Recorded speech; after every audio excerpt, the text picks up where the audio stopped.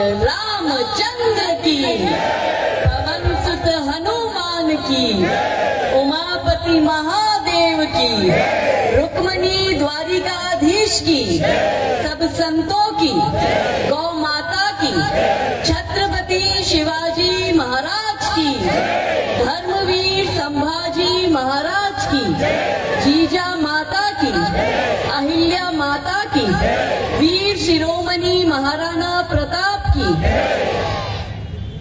और जिस महान भूमि पर हमने जन्म लिया, हमें जन्म देने वाली और हमें संभालने वाली, हमारी पहचान, हमारा स्वाभिमान, बोलो श्री भारत माता की वंदे। और उपासना की, शक्ति की उपासना के दिन चल रहे हैं, तो माँ का उद्घोष भी, क्योंकि माँ प्रकृति है जो हम सबका संचालन कर रही है, तो बोलो श्री अम्बे मात की। गुड़ी पर्व की आप सबको बहुत सारी शुभकामनाएं, और चैत्र नवरात्रि की भी आप सबको बहुत सारी शुभकामनाएं, और हिंदू नव वर्ष की भी आप सबको बहुत सारी शुभकामनाएं। और मंच पर उपस्थित हमारे समस्त महानुभावों को, हमारी दीदी को, सबको हमारा राम राम। और श्रोता के रूप में सुंदर सुंदर लातूर के हमारे भाई बहनों को जोरदार तालियां बजाकर आभार प्रकट करते, खुद के लिए थोड़ी जोरदार बजाना। और इस सुंदर कार्य के लिए कोई तन से समर्पित, कोई मन से समर्पित, कोई धन से समर्पित, तो उन सभी के लिए जोरदार तालियां बजाकर उनका आभार प्रकट करिए। और बिना लक्ष्मी जी के कोई कार्य आगे नहीं बढ़ता है, तो उन समस्त दानदाताओं के लिए जोरदार तालियां बजाकर उनका आभार प्रकट करिए, जिन्होंने इतने सुंदर कार्य के लिए हेल्प करी। और उन समस्त वॉलंटियर्स और वो सभी कार्यकर्ताओं, और विशेषकर हमारी लातूर की मातृ शक्तियों के लिए जोरदार तालियां बजाकर उनका आभार प्रकट करते हैं। तो आज हमारे आने से पहले हमारी सारी बहनें हमें मिलने आई, तो कहे दीदी लातूर में बहुत लव जिहाद का चल रहा है, इसलिए आपकी आवश्यकता है। पर मैं कहती हूँ मेरी आवश्यकता क्यों है? लातूर में क्यों कोई काजल हिंदुस्तानी हो नहीं सकती कि गुजरात से उसको यहाँ बुलाना पड़ता है?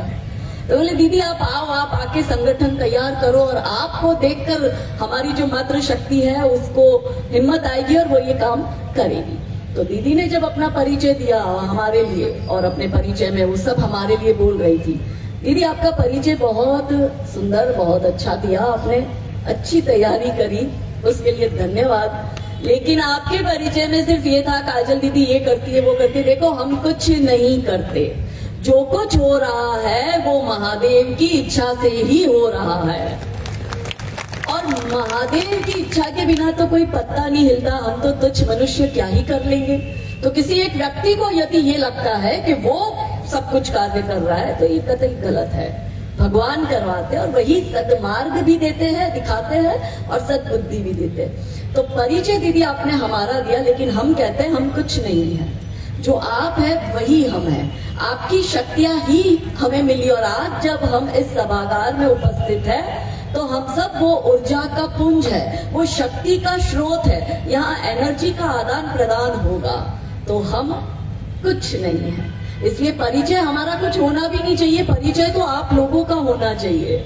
तो अब मैं परिचय आपका देती हूँ, विश्व के प्रत्येक सनातनियों का देती हूँ, भारत के प्रत्येक सनातनियों का देती हूँ, और इस सभागार में उपस्थित प्रत्येक मेरी माताओं, बहनों और मेरे भाइयों का देती हूँ कि कौन हूँ मैं।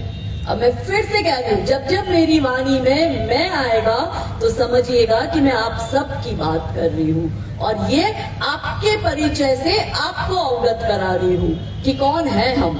कि प्रणाम मैं हिंदू हूँ, प्रणाम मैं हिंदू हूँ, रुद्राक्ष की माला मैं भी मैं हूँ, कृपान कटार और भाला मैं भी मैं हूँ, श्वेत भी हूँ और शुद्ध भी मैं हूँ, विरुद्ध हो मेरे तो युद्ध भी मैं हूँ, इतिहास में बहा आंसू और खून भी मैं हूँ, अब जो कह के मिलेगा वो सुकून भी मैं हूँ, कि इस धरती का मैं केंद्र बिंदु हूँ, प्रणाम मैं हिंदू हूँ। चिता की अग्नि गंगा का पानी, चिता की अग्नि गंगा का पानी, सप्त ऋषियों सा ब्रह्म ज्ञानी भी मैं हूँ, सियावर राम का हनुमान भी मैं हूँ, भोला हूँ। हिंदू बेचारा भोला ही तो है, भोला हूँ, सरल हूँ, तुम्हारा मित्र भी मैं हूँ। घोल भी दूं तुमको और घुल भी जाऊं तुम में, कुछ ऐसा चरित्र भी मैं हूँ कि इस धरती का मैं केंद्र बिंदु हूँ। प्रणाम, मैं हिंदू हूँ।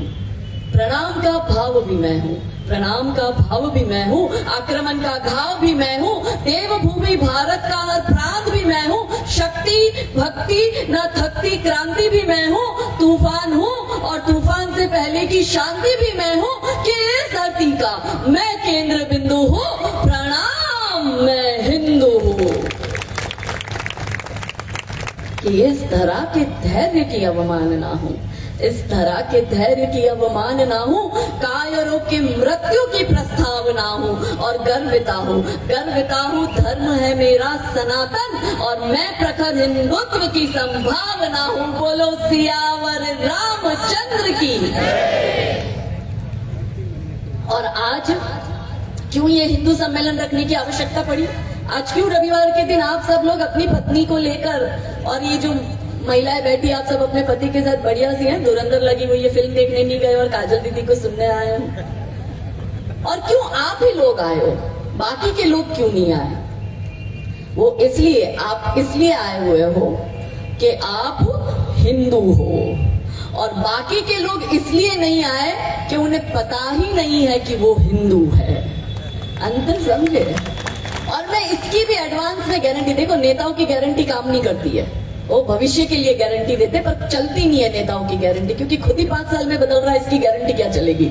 मगर मैं अपनी गारंटी आपको अभी स्पॉन्टेनियस दे के जाती हूँ कि मैं आपको गारंटी देती हूँ कि आप जब इस सभागार के अंदर आ रहे थे तो आप हिंदू बनकर आए हो, मगर ये मेरी गारंटी है कि जब आप यहाँ से बाहर जाओगे तो आप कट्टर हिंदू बनकर जाओगे, इतना मुझे विश्वास है। और क्यों सम्मेलन किया? क्योंकि सच में अधर्म बढ़ चुका है और फिर से धर्म की रक्षा करनी, और धर्म की रक्षा तो सदैव सनातनियों ने करी है। किसी भी कालखंड में देखो, जब जब अधर्म बढ़ा है तो धर्म की स्थापना की निमित्त सदैव नारी शक्ति रही है। इसलिए हिंदू युवती व महिला सम्मेलन करने की आवश्यकता हुई है, क्योंकि अधर्म का नाश सदैव जगत जननी माँ जगदम्बा ने किया है। तीनों कालखंड में आप देखो, सतयुग हो, त्रेता युग हो, द्वापर युग हो, या फिर अभी ये कालखंड कलयुग का, हर एक कालखंड में जब जब अधर्म बढ़ा है तो अधर्म के नाश को खत्म करने और धर्म की स्थापना करने का दायित्व नारी शक्ति ने लिया। माता दुर्गा हो, माता सीता हो, माता द्रौपदी हो, या कलयुग की वो समस्त रानियां जिनका नाम हमारी दीदी अपने उद्बोधन में दे रही थी, रानी चिन्नमा, रानी अब्बका, दुर्गावती, कमलावती, नायिका देवी, जीजा माता, जयवंता माता, पन्नाधाई, पद्मिनी माता, और ऐसी अनेकों अनेक रानियों ने और अनेकों अनेक महिलाओं ने हमारे धर्म की रक्षा के लिए बलिदान दिया, क्योंकि उनको चिंता थी। आप अगर हम एक उदाहरण छोटा सा रहते, क्योंकि हम महाराष्ट्र की भूमि पे बैठे हैं, तो अगर हम अहिल्या माता का उदाहरण रहते हैं, पूरा रजवाड़ा अहिल्या माता का था, कुछ कमी थी माँ के पास, माँ चाहती तो बढ़िया से रह सकती थी। और ये भी नहीं कि अहिल्या माता ने दान पुण्य नहीं किया, खूब दान पुण्य किया, खूब लोगों की सेवा करी, मगर अहिल्या माता जानी किस लिए जाती है कि जब अधर्म बढ़ा और माँ ने देखा कि ये हिंदू तो मजारों में जाकर मुर्दों के आगे माथा फोड़ रहा है, तब वो समाज से एक नारी निकलती है हाथ में शिव लेकर, और ये जो शव हो चुका हिंदू समाज है उसको जगाने के लिए कि देखो शिव ही सत्य है। और वो चारों दिशाओं में मठ मंदिर बनाती है, आश्रम बनाती है कि ये हिंदू समाज फिर से अपने धर्म की तरफ लौटे। ये कार्य क्यों अहिल्या माता ने किया? क्योंकि धर्म संभालना ये दायित्व माताओं का है। ऋग्वेद कहता है कि माता निर्माता भवति, जैसी माता होगी उसका समाज भी वैसा होगा, उसका बच्चा भी वैसा होगा, उसका कुटुंब भी वैसा होगा, उसका राष्ट्र भी वैसा ही होगा। तभी तो ना ये माताओं के हाथ में रिस्पॉन्सिबिलिटी थी। और मनुस्मृति कहता है कि आप किसी भी महिला को प्रशासनिक पावर, एडमिनिस्ट्रेटिव पावर दे दोगे तो वो महिला समाज का विकास भी कर सकती है और वो समाज का विनाश भी कर सकती है। और फिर से जब हमारे समक्ष एजेंडा चल रहा है भारत को गजवाए हिंद बनाने का, 2047 से पहले भारत को गजवाए हिंद बनाने का एजेंडा चल रहा है, और ये अधर्मी अपने काम पे लग चुके हैं, तो इन अधर्मियों का नाश कौन करेगा? मिलेगा। मेरी देवियों, इन अधर्मियों का नाश आप ही कर पाओगी। लव जिहाद मुक्त भारत आप ही कर पाओगी। और ये करने के लिए आवश्यक है कि आपके मन का डर भागे और आप कार्य में लगे। आपको ऐसे बैठकर लगता होगा काजल दीदी आपको डर नहीं लगता? नहीं लगता। क्यों नहीं लगता? क्योंकि भगवान ने वो सद्बुद्धि, वो साहस, वो शौर्य दिया। और हमने हमारे वीरों की गौरव गाथाएं सुनी है। हमने सुना है बचपन में कि छत्रपति संभाजी महाराज ने सर्वस्व त्याग दिया मगर इस्लाम में कन्वर्ट नहीं हुए।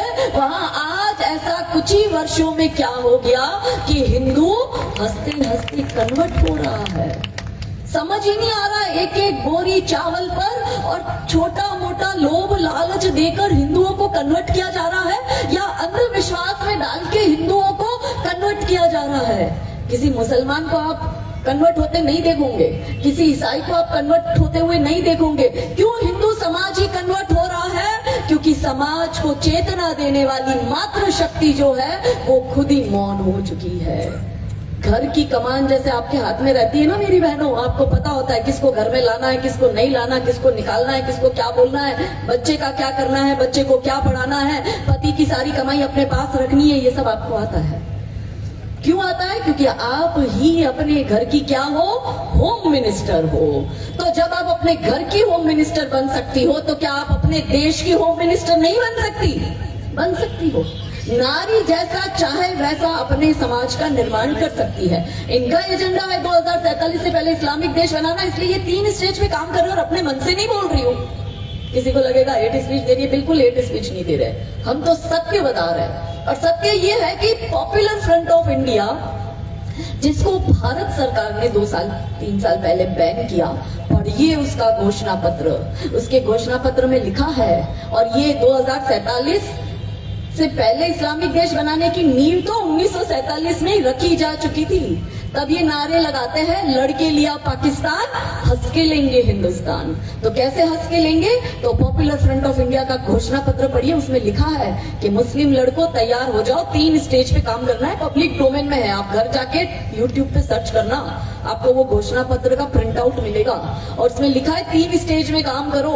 लव जिहाद करो, यानी हिंदू लड़कियों को प्यार के जाल में फंसाकर उसको इस्लाम में कन्वर्ट करो और उनकी कोख से तैमूर, जहांगीर और इब्राहिम पैदा करवाओ। दूसरा, लैंड जिहाद यानी जमीन जिहाद करो, हिंदुओं की जमीनों पर कब्जा करो।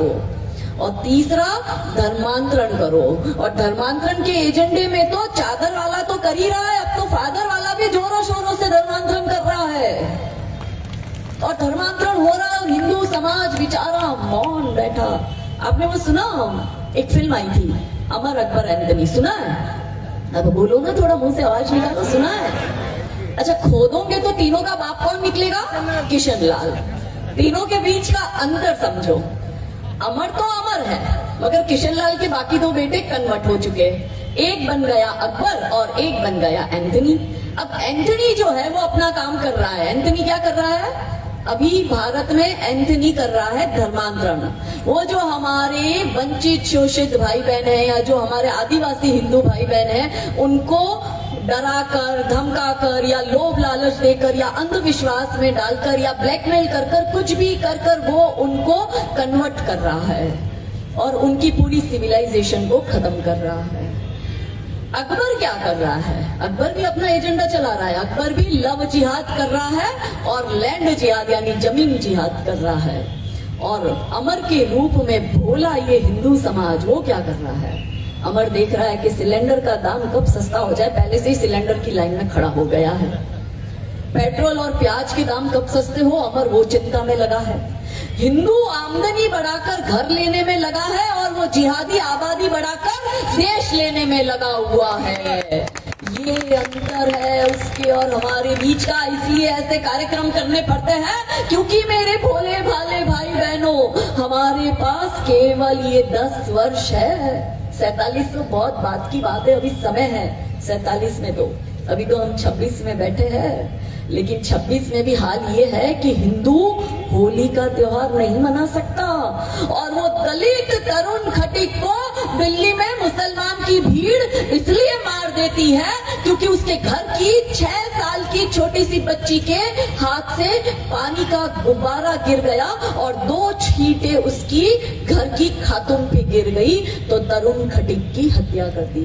अब ये राम जन्म उत्सव हम मनाएंगे, रामनवमी का शोभा यात्रा आएगा, टीवी खोल के बैठिएगा उस दिन, देखो भारत के कोने कोने में जो आपके ये सो कॉल्ड भाई हैं वो पत्थर मारेंगे। कल मैंने एक वीडियो देखा, ईद था तो बहुत से अपना सेक्युलर हिंदू होते हैं ना, उनके अंदर उमड़ उमड़ कर भाईचारा उमड़ता है। मैंने कहा कोई बात नहीं, उमड़ना भी चाहिए, होना ही चाहिए भाईचारा, पर तय कर लो भाई कौन है और चारा कौन है।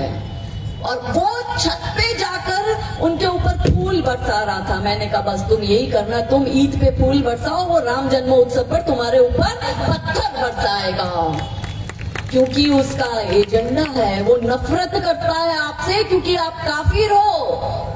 और उसकी किताब में लिखा है कि काफिरों को मार दो, हमें शत्रु बोध ही नहीं है, हमें पता ही नहीं है। आप उसके लिए सिर्फ चारा हो और वो भाई नहीं, वो कसाई है। और कसाई क्या करता है? काटता है। इसलिए आपकी श्रद्धा के 35 टुकड़े वो करता है आफताब। मगर ये संघर्ष से हम लड़ेंगे कैसे और जीतेंगे कैसे और भारत को सुरक्षित बनाएंगे कैसे? अगर इस 10 वर्ष में हमारे लिए डू एंड डाई का सिचुएशन है, हम लोग सर्वाइवल सिचुएशन पे, हमारे पास कोई ऑप्शन नहीं है।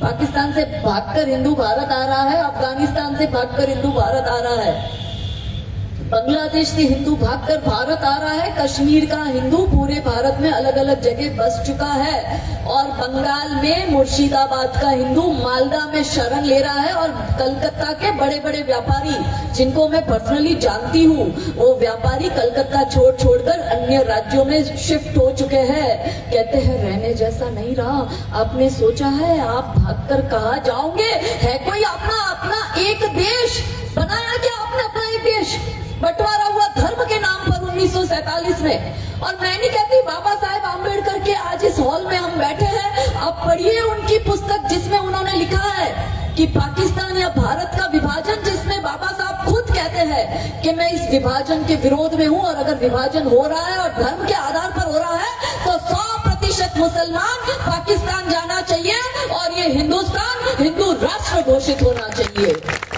ये बाबा साहब के शब्द, आप पढ़ो उस किताब को। मगर हम क्या कर रहे हैं?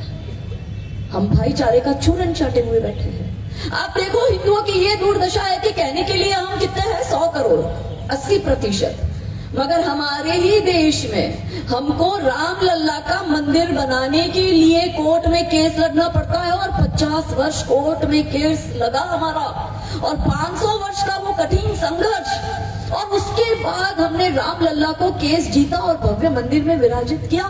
तब भी ये जिहादी क्या कहता है? वो आपसे नफरत करता है, तो वो क्या कहता है? तुम आज बना लो राम मंदिर। और ये कौन बोल रहा है? मौलाना साजिद, नाम लेके बोल रही हूँ। और मौलाना साजिद कोई आम मौलाना नहीं है, वो ऑल इंडिया मौलाना एसोसिएशन का प्रेसिडेंट है। वो कहता है तुम आज बना दो राम मंदिर, कल जब हमारी संख्या बढ़ेगी और हमारा प्रधानमंत्री सत्ता में आएगा, तब हम तुम्हारे इसी राम मंदिर को तोड़कर इस पर फिर से मस्जिद बनाएंगे। वो कोई कानून नहीं मानता, वो कोई संविधान नहीं मानता, वो कोई सुप्रीम कोर्ट का ऑर्डर नहीं मानता, वो अपने एजेंडे पे काम कर रहा है। आप मानते हो कानून? आप अपने घर के बाहर एक ईंट एक्स्ट्रा नहीं रख सकते, और रखनी हो तो आपको कितनों की परमिशन लेनी पड़ती है और सरकार में पैसा जमा कराना पड़ता है। ये बड़े बड़े मस्जिद, दरगाह, मजारे अवैध बनाकर भारत की जमीन पर कब्जा कर रहे हैं। आप सोचो ना, अयोध्या में अपने यहाँ के लोगों ने, कार सेवकों ने संघर्ष किया, बलिदान दिया, रक्त रंजित हुई अयोध्या की भूमि, सरयू लाल हो चुकी थी, कार सेवकों पर गोलियां चली थी, और जिस गुजरात से मैं आती हूँ 59 कार सेवकों को जिंदा जला दिया गया। आपको तो कहानी भी नहीं पता होगी कि क्या हुआ था उन 59 कार सेवकों के साथ, उनको जिंदा जलते हुए हमने देखा था। आप में से कितने लोग गुजरात जाते हो घूमने के लिए या द्वारिका सोमनाथ दर्शन करने जाते हो? जरा हाथ ऊंचे करके बताओ मेरे को, कितने कम लोग। अब इस गर्मी की छुट्टी ये पड़ चुकी है, कुछ नहीं करना, सिर्फ एक काम करना, आपको भाईचारे का जो जीता जागता सबूत देखना है तो गुजरात के गोधरा में वो जली हुई साबरमती एक्सप्रेस की S6 बोगी वही खड़ी है जहां 59 कार सेवकों को जिंदा जला दिया गया था। अभी 27 फरवरी गई, इस घटना को 24 साल हो गए, हम नहीं भूले हैं। और क्या दोष था उन कार सेवकों का? राम का भजन करते हुए आ रहे थे, और आपको मालूम है उस बोगी में ज्यादातर महिलाएं थी और उनके साथ छोटे बच्चे थे।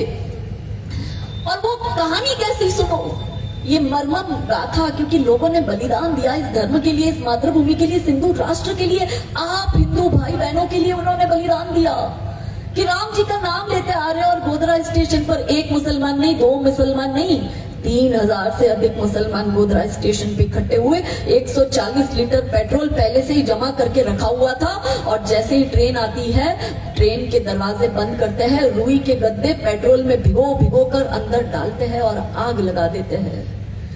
मैं जब उस जगह गई तो हमारे साथ वहां के लोकल कार्यकर्ता थे, उन्होंने हमें बताया, जैसे आप ट्रेन में बैठे हो तो सामने की बर्थ पर, बीच वाली जो बर्थ होती है उस पर 2 पंखे लगे होते बीच में, राइट? तो उसमें एक पंखा नहीं था। तो उन्होंने मुझे पूछा कि दीदी यहाँ पे एक पंखा नहीं है, आपने नोटिस किया? मैंने कहा हाँ, एक पंखा नहीं है, कहाँ गया? बोले दीदी इसकी आप कहानी सुनो। मैंने कहा बताओ क्या है? मैं इतनी भावुक हो जाती हूँ जब मैं ये बात करती हूँ। उसने कहा कि जब इन मुसलमानों ने दोनों तरफ से डिब्बे को बंद कर रुई के गद्दे अंदर डाले, पेट्रोल में भिगो के, और आग लगाई, तो आग की लपटें बहुत ज्यादा थी और आग बढ़ती जा रही थी। अंदर महिलाएं थी, उनको लगा, एक महिला ऐसी थी जो अपने 12 महीने के बच्चे के साथ ट्रैवल कर रही थी, और वो अयोध्या कार सेवा करने गई थी अपने 12 महीने के बच्चे के साथ। उसको लगा दिन दहाड़े कुछ मुसलमानों ने आग लगा दी होगी, पूरा तो गांव ऐसा नहीं होगा, कोई तो बचाने आएगा हमको, कोई तो खबर देगा पुलिस को, कोई तो फायर ब्रिगेड को बुलाएगा, मगर कोई नहीं आया।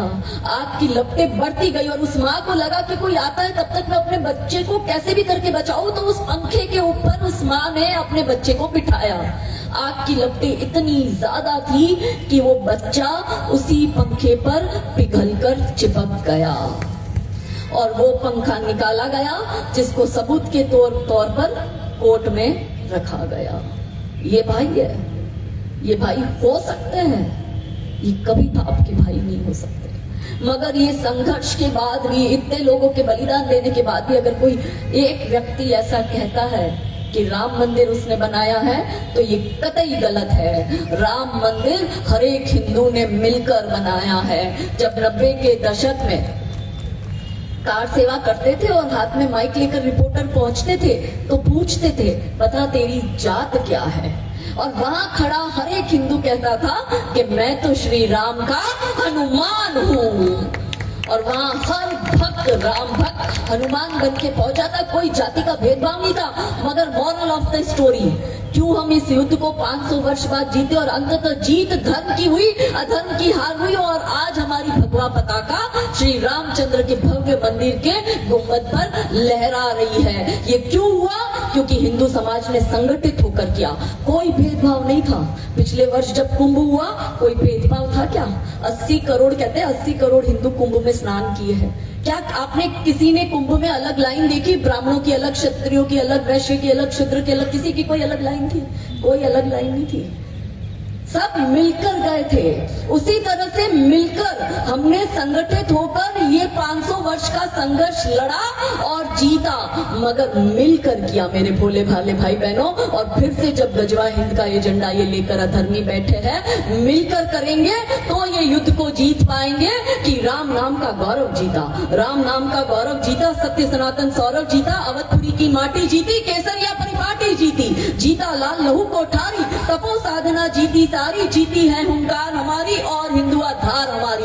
भगवा ओढ़ अयोध्या जीता, काशी का गंगाजल जीता, छोटी जीती वंदन जीता और माल का चंदन जीता। जीत गई घनघोर प्रतीक्षा, जीत गई गीता की शिक्षा, जीत गए हनुमंत जानकी, जय जय हो करुणा निधान की। और क्या जीते अब की बारी, काशी मथुरा की तैयारी। और आतंकी और रंग पर भारी, एक अकेला भगवत धारी। बोलो छत्रपति शिवाजी महाराज की। और औरंग का नाम निकला है तो हमने सुना महाराष्ट्र में औरंगजेब की कब्र भी है। और ये बीच में मैंने सुना कि कब्र हटाने के लिए हिंदू समाज ने संघर्ष किया। अब सोचो, छत्रपति शिवाजी महाराज, जो ही राम जी के साथ हुआ वही छत्रपति शिवाजी महाराज के साथ भी हो रहा है। राम की नगरी में बाबर का ढांचा था, उसी तरह छत्रपति शिवाजी महाराज की नगरी में ये औरंगजेब की कब्र है। आपको क्या लगता है, आपने मुगल को भगा दिया? ये मुगल कहते हैं, तुम्हें हिंदुओं को ऐसा लगता है कि तुमने मुगल भगा दिया। हम आज भी तुम्हारी छाती पर बैठे हैं और तुम्हारी आंखों के सामने तुम्हारी जमीनों पर कब्जा कर कर, तुम्हारे मंदिरों पर कब्जा कर कर हम बाबर और औरंगजेब की कब्रें बना रहे हैं। हमारे बजरंग दल वालों ने बीच में घोषणा करी कि इस कब्र को, महाराष्ट्र सरकार को कहा कब्र को हटाओ, नहीं तो बजरंग दल वाले कार सेवा करेंगे।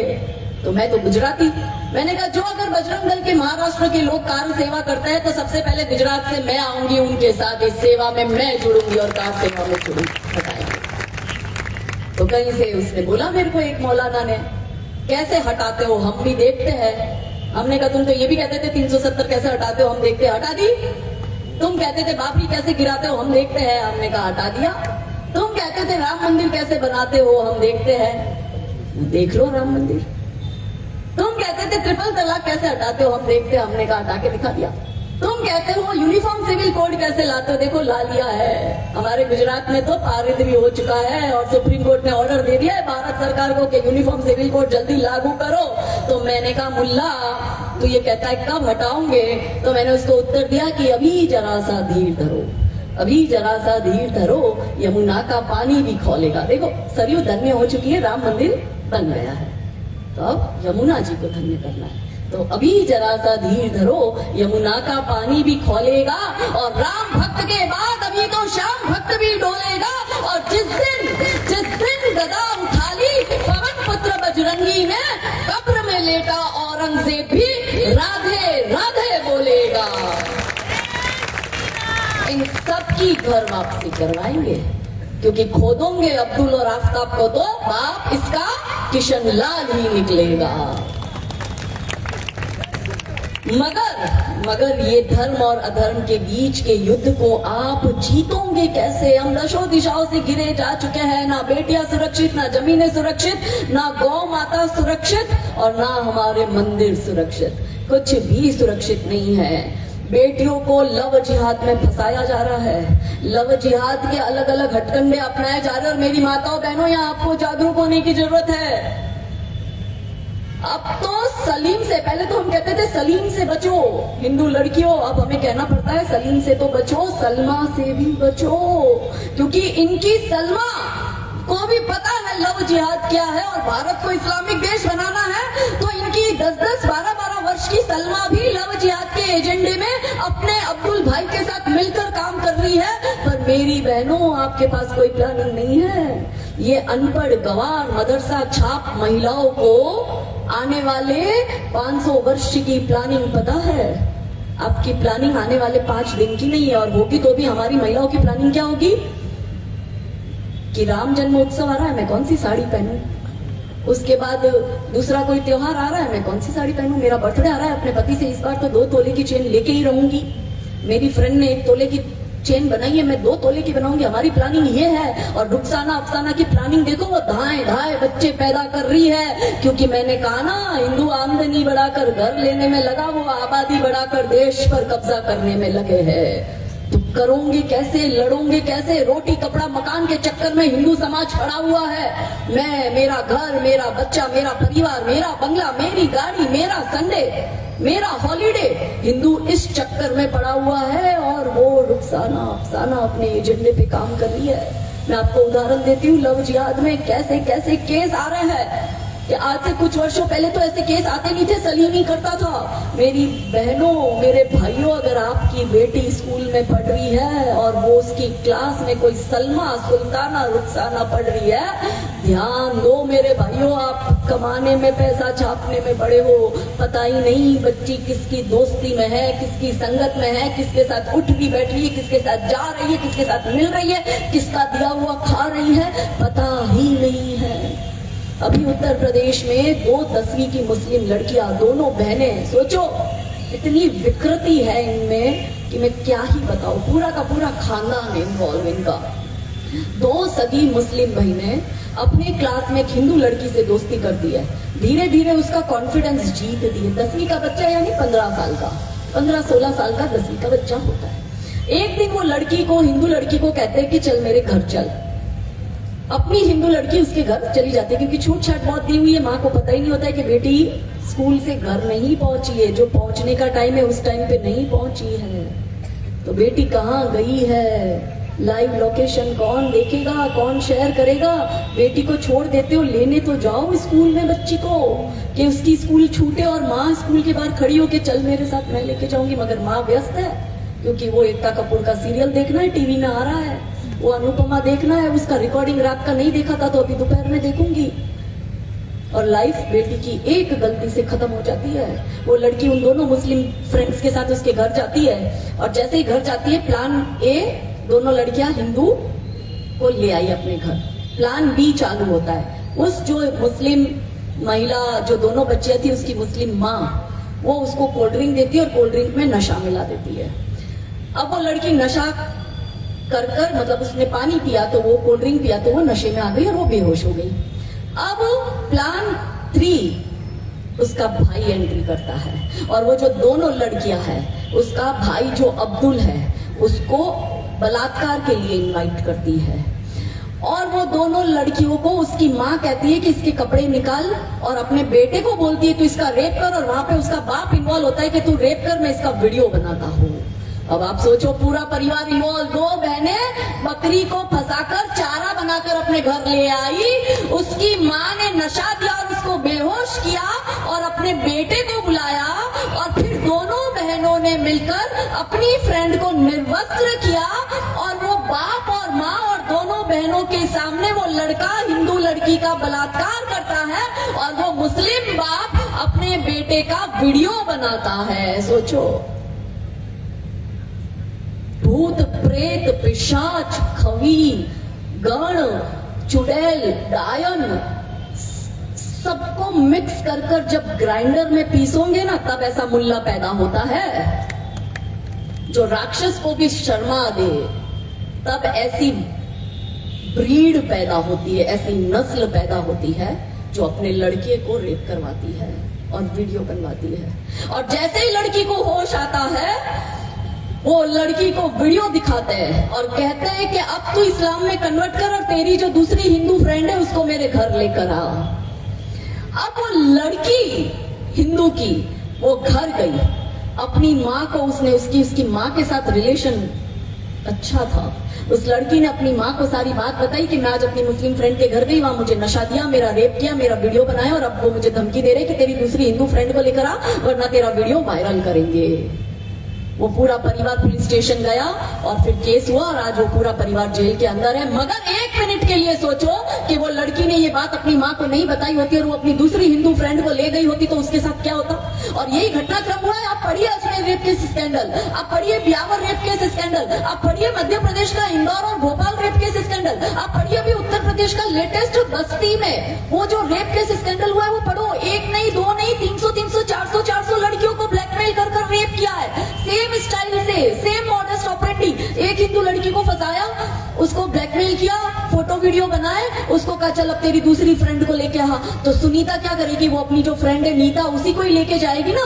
तो वो अपनी नीता को लेके जाती है कि चल एक जगह पार्टी में जाना है, पार्टी में उसको नशा दिया जाता है, नशे से वो बेहोश होती है, उसके कपड़े निकाले जाते हैं, उसका रेप किया जाता है, उसका वीडियो बनाया जाता है, और फिर नीता जैसे ही होश में आती है, नीता को ब्लैकमेल करते हैं कि तेरा वीडियो हमारे पास आ गया, अब चल तू अपनी दूसरी फ्रेंड को लेकर आ। तब फिर वो गायत्री के पास जाएगी, गायत्री अपनी फ्रेंड को लेके आएगी, ऐसे करके 1 से 2, 2 से 3, 3 से 4 कर 300 लड़कियों के रेप किए हैं। मेरे भाई, आपकी बेटी इनके लिए उपभोग मात्र की वस्तु है, और आपकी बेटियों के साथ ये बलात्कार पर बलात्कार कर कर फोटो वीडियो लेकर उसको ब्लैकमेल कर रहे हैं। और सभी बच्चियों की एज क्या थी, 13 साल से लेके 17 साल तक की वो लड़कियां थी। और आप उसमें पढ़ो, ब्यावर रेप केस स्कैंडल में जो दलित हिंदू समाज की बच्ची थी, उसका इंटरव्यू पढ़ो यूट्यूब पे। वो कहती है कि जब हमारे से कंटिन्यू रेप करते गए और बहुत सारी लड़कियों को हमारे थ्रू बुलवाते रहे, उसके बाद मुस्लिम लड़कों ने हमसे कहा कि अब तुम ब्राह्मण क्षत्रियों की बेटियों को लेकर आओ। तब हमें पता चला कि हमारे रेट कार्ड बने हुए हैं कि ब्राह्मण क्षत्रिय वैश्य की लड़की के 15 लाख, शेड्यूल कास्ट और शेड्यूल ट्राइब की लड़की के 12 से 13 लाख, बनिए की, सिख की, पंजाबी की, जैन की लड़की के 12 से 13 लाख, ऐसे रेट कार्ड बने हुए हैं और अपने मन से नहीं कहती। अब पढ़ो छंगूर बाबा जलालुद्दीन का केस, यूपी की, उत्तर प्रदेश की एटीएस की रिपोर्ट पढ़ो। वो एटीएस की रिपोर्ट में लिखा हुआ है कि 500 करोड़ रुपए एक मौलवी को आया है बाहर से। सोचो, एक मौलवी को 500 करोड़ रुपए, यहाँ हर 10 मीटर पर एक मौलवी बैठा है और उसके 42 अकाउंट नेपाल और भारत की बॉर्डर पर बैंक खाते में, और फॉरेन से पैसा आया है, और बाकी के 200-300 करोड़ भारत से आए अलग अलग अकाउंट से। और वो क्या करता था शंकर बाबा, जो ऐसी लड़कियां होती थी वनरेबल लड़कियां, उनको टारगेट करता था, इसलिए मुस्लिम लड़कों को ट्रेनिंग देता था और मुसलमान लड़कों को कहता था प्यार के जाल में फंसा के इस्लाम में कन्वर्ट कर, इससे बच्चे पैदा करवा, फिर तेरे को 15 लाख दूंगा। और किश्तों में था, पहली 5 लाख की किश्त कब मिलेगी, जब लड़की को प्यार के जाल में फंसाएगा। दूसरी 5 लाख की किश्त कब मिलेगी, जब लड़की से निकाह करेगा। और अंतिम 5 लाख की किश्त कब मिलेगी, जब लड़की 8-9 महीने की गर्भवती हो जाएगी या फिर लड़की ने बच्चा पैदा कर लिया होगा, तब उसको अंतिम किश्त मिलती। ये 100 रुपए का पंचर पूरे दिन में नहीं साटता, ये पंचर साटने वाला अब्दुल आफ्ताब। अब सोचो, उसको कोई 15 लाख देगा तो वो काम धंधा करेगा क्या? वो आपकी बेटियों को फंसाएगा, वो आपकी बेटियों का सौदा करेगा। अब वो एक पंचर साटने वाला समझ लो कि 3-4 हिंदू लड़की को फंसाता है, तो 70-80 लाख रुपए तो उसने ऐसे कमा लिए। करेगा वो कोई दूसरा काम धंधा? और हमारी लड़कियों को तो हमने दिमाग दिया ही नहीं है। हमारी लड़कियों को तो हम पापा की परी बना के बैठे हैं। हमने तो उसको जीजा माता, जयवंता माता की गौरव गाथा ही नहीं बताई। हमने तो लक्ष्मीबाई की कहानी नहीं बताई। हमारी लड़की इतनी वनरेबल कि एक लड़का उसका बलात्कार कर रहा है, उसका वीडियो बना रहा है और उसको ब्लैकमेल कर रहा है, और हमारी लड़की अपनी दूसरी फ्रेंड को ले जा रही है और वो उसका भी जीवन बर्बाद कर रही है। क्यों हमारी बच्चियों को हमने हिम्मत नहीं दी? क्योंकि हमने बच्चियों को दुर्बल बना दिया। और भगवान कहते हैं कि दुर्योधन है दुशासन है, दुर्योधन है दुशासन है पग पग पर अवरोध खड़े, कुछ कुटिल काल के अनुयायी है, शकुनी से शैतान बड़े। कलियोसी कोमल मूरत को कर देंगे पल में तार तार, मन के सारे श्रृंगारों को कर देंगे क्षण में चार चार। रंगचंडी का तू रूप धार, हर दुश्मन पर तू कर प्रहार, खन खन चूड़ी के मध्य उठे तलवारों के अद्भुत प्रहार। और पानी तक ना मांग सके जो तुझ पर आंख उठाएंगे, तब तुम खुद अपना चीर बचा लो, श्री कृष्ण कहाँ तक आएंगे, कहाँ तक आएंगे कृष्ण भगवान। आपकी आत्मरक्षा ही आपकी सुरक्षा की गारंटी है, पर आपने अपनी बेटियों को मानसिक रूप से कमजोर बना दिया। कहने को पढ़ी लिखी, कहने को मॉडर्न, कहने को छोटे कपड़े पहनने वाली, और कहने को आज की स्त्रीवादी फेमिनिस्ट। और हम हैशटैग चलाते हैं। अभी विमेंस डे आया, अब वुमेन्स डे पर हमारे भारत की महिलाएं पागल हुए जा रही है। Hashtag women's day, women's empowerment, girl power. मैंने कहा इस देश में 6 साल की 2 साल की बच्चियां सुरक्षित नहीं है, खुलेआम ये लव जिहाद कर रहे हैं, और आप कौन से विमेन एम्पावरमेंट की बात करते हो? इस देश में एक्चुअली हमने ना विमेन एम्पावरमेंट की डेफिनेशन चेंज कर दी है। 1947 में खूब सारी योद्धा नारियों ने धर्म की रक्षा और मातृभूमि की रक्षा के लिए बलिदान दिया, संघर्ष किया।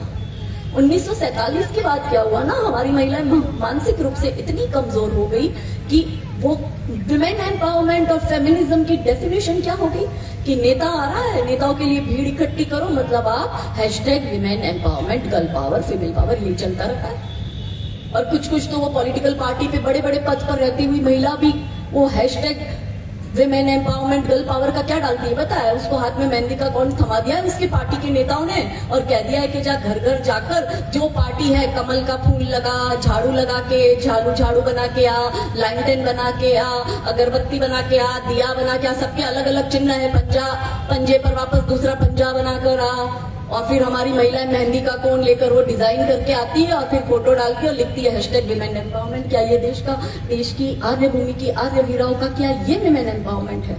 एक पौधे को 50 महिलाएं पानी पिलाती है और फिर लिखती है हैशटैग विमेन एम्पावरमेंट, हैशटैग नारी शक्ति। क्या ये नारी शक्ति की परिभाषा है?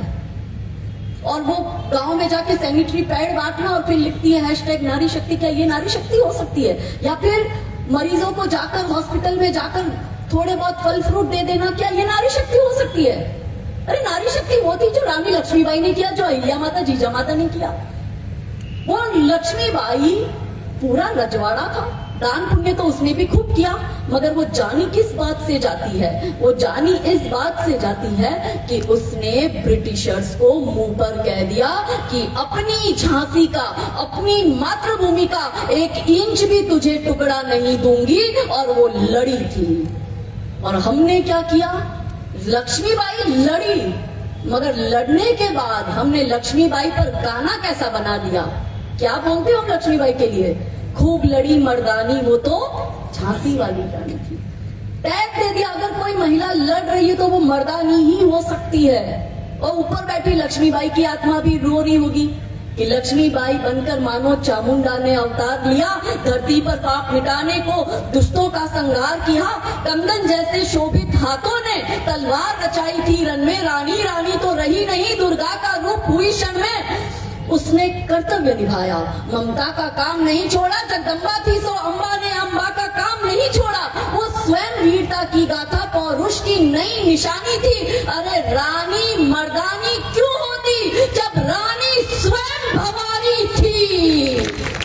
वो साक्षात भवानी थी, हमने उसको मर्दानी बना दिया। और क्यों? क्योंकि महिला की पहचान ही उसके पुरुष की वजह से है, या पुरुष का टैग देकर ही महिला की पहचान है। इसलिए महिलाओं को मानसिक रूप से इतना कमजोर कर दिया गया।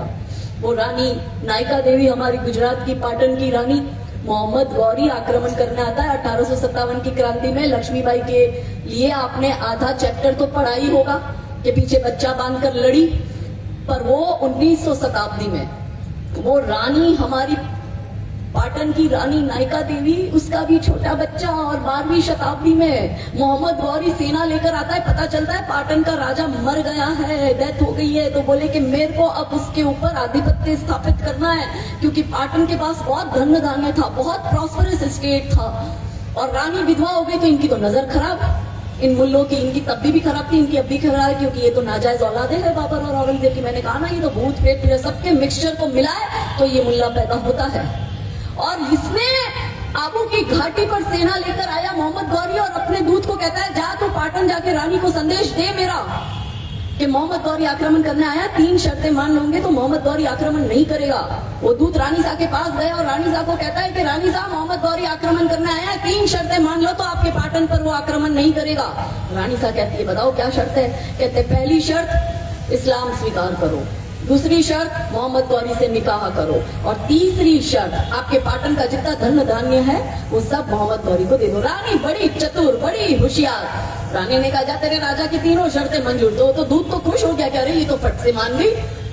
रानी बड़ी स्मार्ट, उसने उसको दूत को भेजा, वहां से अपना सेनापति बुलाया, चल बता कितने हाथी, कितने घोड़े, अभी युद्ध करने के लिए कितने सैनिक युद्ध लड़ने लायक है। और उस समय भी MOU होते थे, और आसपास की जो राजा रजवाड़े थे वो मिलकर किसी एक राज्य पर अटैक हुआ है तो जो संधियों में जो राजा थे वो इन्वॉल्व होंगे। तो रानी ने कहा, चल बता कितने राजा इस क्षण हमारे साथ युद्ध लड़ने को तैयार है। वो सेनापति डर गया, वो घबरा गया। वो कहता है रानी को, रानी राजा जी तो चल बसे, आपका अभी एक बच्चा बचा है, आपका वंश, आप मोहम्मद गौरी से युद्ध लड़ने की सोच रहे हो, उसकी इतनी विशाल सेना, और आप तो विधवा, कर क्या लोगी? और जो ये एक बच्चा बचा है, जो वंश बचा है, वो मोहम्मद गौरी इसको भी खत्म कर देगा। इससे अच्छा आप सरेंडर कर दो या भाग जाओ। और रानी हो जाती है क्रोधित। रानी उस सेनापति को वही लात मार के भगाती है और खुद हाथ में सेना की कमान लेती है और पूरी प्लानिंग करती है युद्ध की। दूसरी तरफ जब मोहम्मद गौरी का वो दूत मोहम्मद गौरी के पास पहुंचता है, और यहाँ रानी सेना तैयार कर निकल भी जाती है आबू की घाटी पर कूच करने, और वहां मोहम्मद गौरी को जैसे ही उसका दूत बताता है कि रानी तो बहुत इजीली मान गई, वो तो निकाह भी करेगी, वो तो इस्लाम में कन्वर्ट भी होगी, और वो पूरा पाटन आपको देने को तैयार है। मोहम्मद गौरी खुश, वो तो अपने सारे सैनिकों को दारू की पार्टी करता है, और सब लोग मिलकर दारू पी पाकर सो जाते हैं, और उसी का फायदा उठाकर रात को मौके का फायदा उठाकर रानी अपनी सेना के साथ टूट पड़ती है और मोहम्मद गौरी की पूरी सेना को खत्म करती है। ऐसी रानियां होती थी। और आपकी लड़की एक बलात्कारी से अपना जान बचा नहीं पाती है कि इतिहास हमारा पढ़ लेना, रक्त से शब्द सजाए हैं, सर कटे थे, धड़ लड़े थे, तब जाके हिंदू कहलाए हैं। ये हमारा इतिहास, और हमने बेटियों को और महिलाओं को कमजोर बना दिया। क्या कहते हैं हम अपनी बेटियों को? गुड़िया। हम अपनी बेटियों को लक्ष्मी नहीं कहते, जीजा नहीं कहते हैं। हम अपनी लड़कियों को पन्नाधर नहीं कहते, पद्मिनी नहीं कहते हैं। हम अपनी लड़कियों को चिन्नमा अप्पका की गौरव गाथाएं नहीं बताते। हम लड़कियों को हाथ में कटार और तलवार ना देकर क्या दे रहे हैं, हाथ में गुड़िया, बारबी डॉल उसको देते हैं। अब गुड़िया कह के बुलाते हैं। अड़ोसी पड़ोसी में लड़की का बर्थडे, बारबी डॉल गिफ्ट कर दो। रिश्तेदार में बर्थडे, बारबी डॉल गिफ्ट कर दो। मेरी लाडो, मेरे पापा की परी, ऐसे छुई मुई सी हमने लड़कियों को बना दिया। तो लड़कियों को जब आप गुड़िया कह रहे हो तो वो हो ही जाएगी ना गुड़िया जैसी, कि फिर उसके कोई भी अंग भंग करेगा और उसको निर्वस्त्र करेगा और उसका रेप करेगा और जैसे चाबी भरेगा वैसे उस गुड़िया को नाचना पड़ेगा उसके इशारों पे। ये समाज इतना कमजोर क्यों हुआ? क्योंकि महिला समाज कमजोर हुई, और महिला समाज कमजोर हुई तो समाज कमजोर हुआ, और तो ये हमारी न्याय व्यवस्था भी कमजोर हो चुकी है। कि गुड़िया गुड़िया करते हो, गुड़िया जैसे शौक तुम्हारे गुड़िया सी बन जाती हो। वीर प्रसूता होकर भी पल पल क्यों नीर बहाती हो? अरे शक्ति स्वरूपा हो तुम तो, जगदम्बा की अवतारी हो। क्या दुर्योधन क्या दुशासन, तुम स्वयं काल पर भारी हो। मगर वर्जना क्यों करती हो ढालों से तुलवारों से? बस एक बार तो लगन लगा लो, मृत्यु नाचती धारों से। अरे रक्त बीज को रणचंडी का रक्तिम रूप दिखाएंगे, तब तुम खुद अपना चीर बचा लो। श्री कृष्ण कहां तक आएंगे, कहां तक आएंगे? आप ये शासन, आप न्याय के भरोसे बैठो।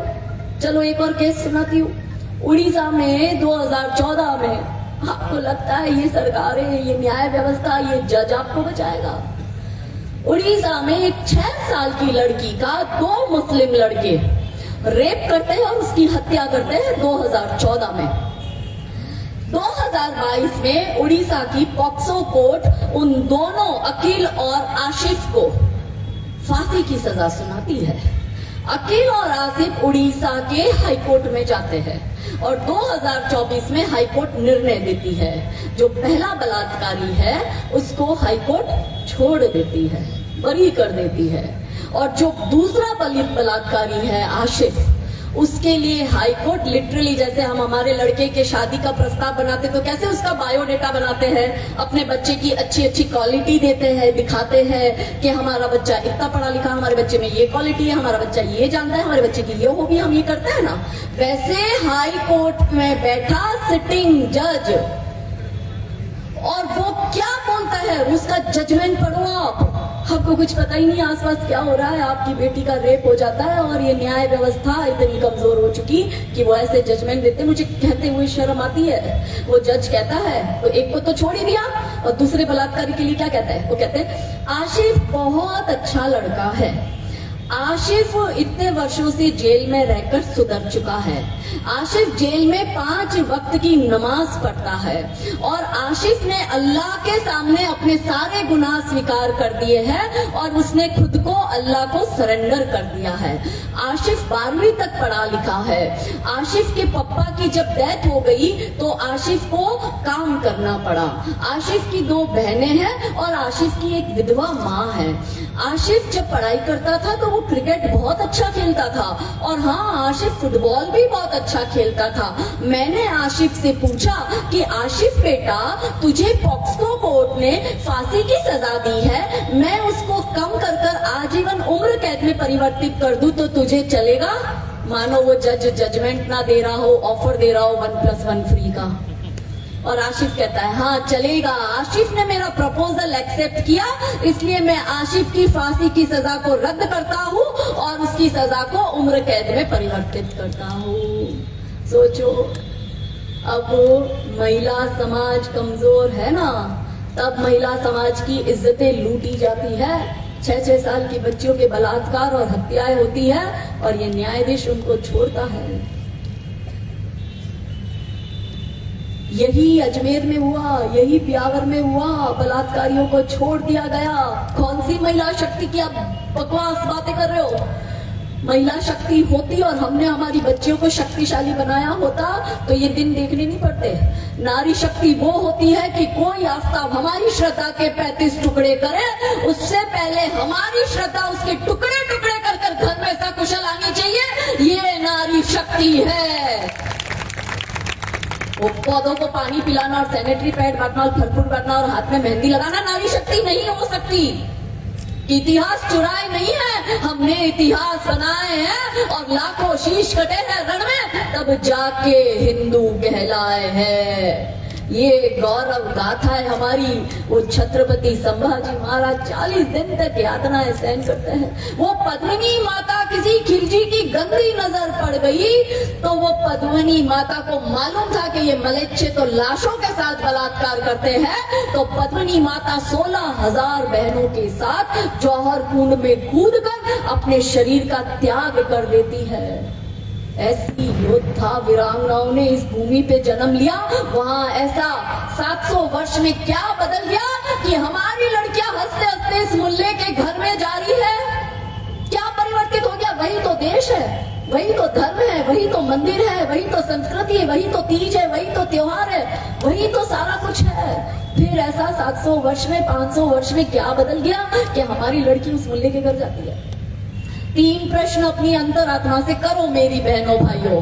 पहला प्रश्न, हमारी बेटियां जो अपने घर में छूट छाट से सारे कपड़े पहनती है, हिंदू से ज्यादा फ्रीडम कौन देता है? हमारी लड़कियां हमारे घर में चड्डी पहनकर हमारे सामने घूमती है, वो स्लीवलेस पहनती है, वो क्रॉप टॉप पहनती है, वो बैकलेस पहनती है, वो सारे कपड़े हमारे घर में हमारी लड़कियां पहनती है। वही लड़की हमारी इस मुल्ले के घर जाकर बुर्खा पहनने को कैसे तैयार हो जाती है? ये पहला प्रश्न।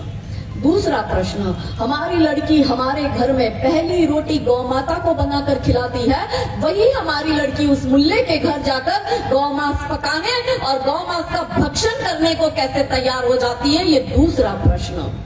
तीसरा और अंतिम प्रश्न, अपनी अंतरात्मा से पूछो कि हमारी बिटिया हमारे घर में अपने भाई बहन से अपना हिस्सा शेयर नहीं करती, लड़ती झगड़ती, भैया ये तो मेरा है आपको नहीं दूंगी, मम्मी आपने मुझे 1000 रुपए की जीन्स दिलाई और दीदी को तो 1500 की जीन्स दिलाई, और भैया को तो 200 रुपए वाली पहन दी, मुझे 100 रुपए वाली पहन दी। मैं तो, हमारी बेटी तो अपनी डेयरी मिल्क चॉकलेट भी अपने भाई बहन से शेयर नहीं करती, अपनी आइसक्रीम भी शेयर नहीं करती, और ये नोक झोंक हर घर में हर भाई बहन में होती है। हमारे भी हुई है, आपके भी हुई है। तो वही हमारी बिटिया जो अपने घर में अपना हिस्सा अपने भाई बहन से शेयर नहीं करती, वही हमारी बिटिया उस मुल्ले के घर जाकर 3-3 सौतनों के साथ अपने मियाँ को शेयर करने के लिए कैसे तैयार हो जाती है? उसमें 4 निकाह जायज है। क्योंकि मेरे भोले भाले भाई बहनों, गलती हमारे बच्चों की नहीं है, गलती हमारी है, इस समाज की गलती है। क्यों? हमारी बेटी ब्लैंक स्लेट है, कोरी पार्टी है। उसकी छोटी छोटी बच्ची को भी पता है लव जिहाद कैसे करना है, अब्दुल के साथ चक्कर कैसे चलाना है, पैसे कैसे लाने हैं, गजवाए हिंद एजेंडा क्या, उसकी छोटी छोटी बच्ची को पता है। भाई बच्ची को पूछेंगे राम जी कितने भाई थे, उसको वो नहीं पता होगा। और महाभारत का युद्ध किसके कितने के बीच में हुआ और क्यों हुआ, हमारी बेटियों को वो नहीं पता होगा। हमारी बेटियों को पता नहीं होगा कि कृष्ण का मामा का नाम क्या है, वो भी नहीं पता होगा।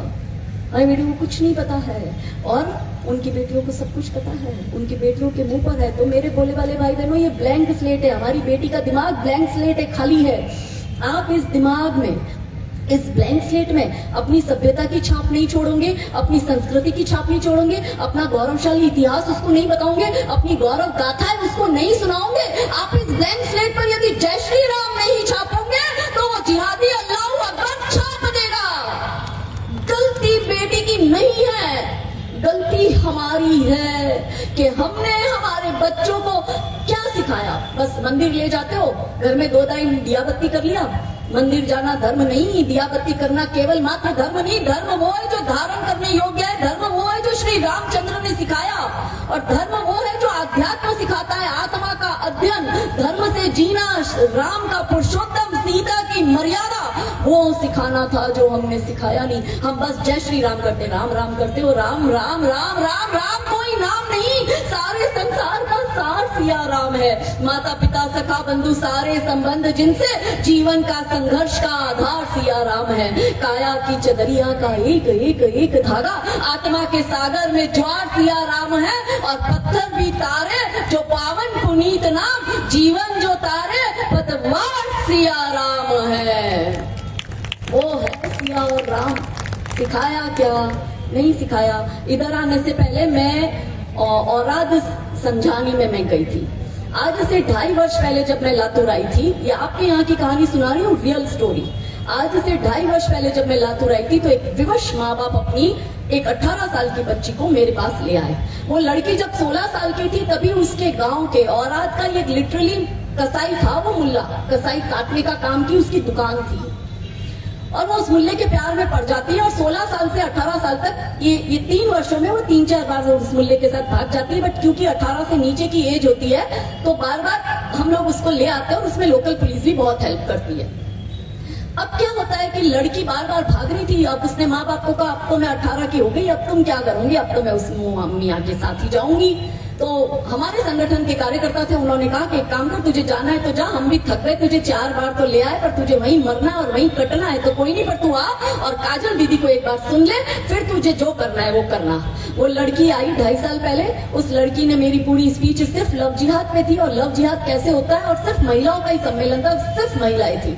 वो लड़की को उसने मेरी पूरी स्पीच सुनी। स्पीच होने के बाद में मैंने 30 मिनट लड़की की अलग से एक रूम में बैठ के काउंसलिंग करी। काउंसलिंग के बाद में लड़की की ऐसे उसको पता चला कि उससे कितनी बड़ी गलती हो गई। उसने अपने माता पिता को बुलाया, उनके पैर लगी और रोते हुए उनसे माफी मांगी कि मेरे से बहुत बड़ी गलती हो गई, अब मैं वो मियाँ कसाई की तरफ नजर भी उठा के नहीं देखूंगी, मैं वापस आप जहां बोलोगे वहां विवाह करूंगी। और 2.5 साल के बाद अभी कुछ महीनों पहले वो लड़की का उसके ही समाज के एक अच्छे लड़के से विवाह कराया। पर मैंने कहा ना, वही मुगल काल चल रहा है। आपको लगता है आप आजाद हो गए, पर मियाँ का एजेंडा है, वो कहता है कि हिंदू की जिस लड़की पर मेरी नजर गई या तो वो मेरी या फिर मैं उसको किसी की होने नहीं दूंगा। अभी मैं जब औराद में गई तो उसके माँ बाप मुझे रोते रोते वापस मिलने आए मेरी सभा में, तो मैं पहचान गई। मैंने कहा क्यों रो रहे हो?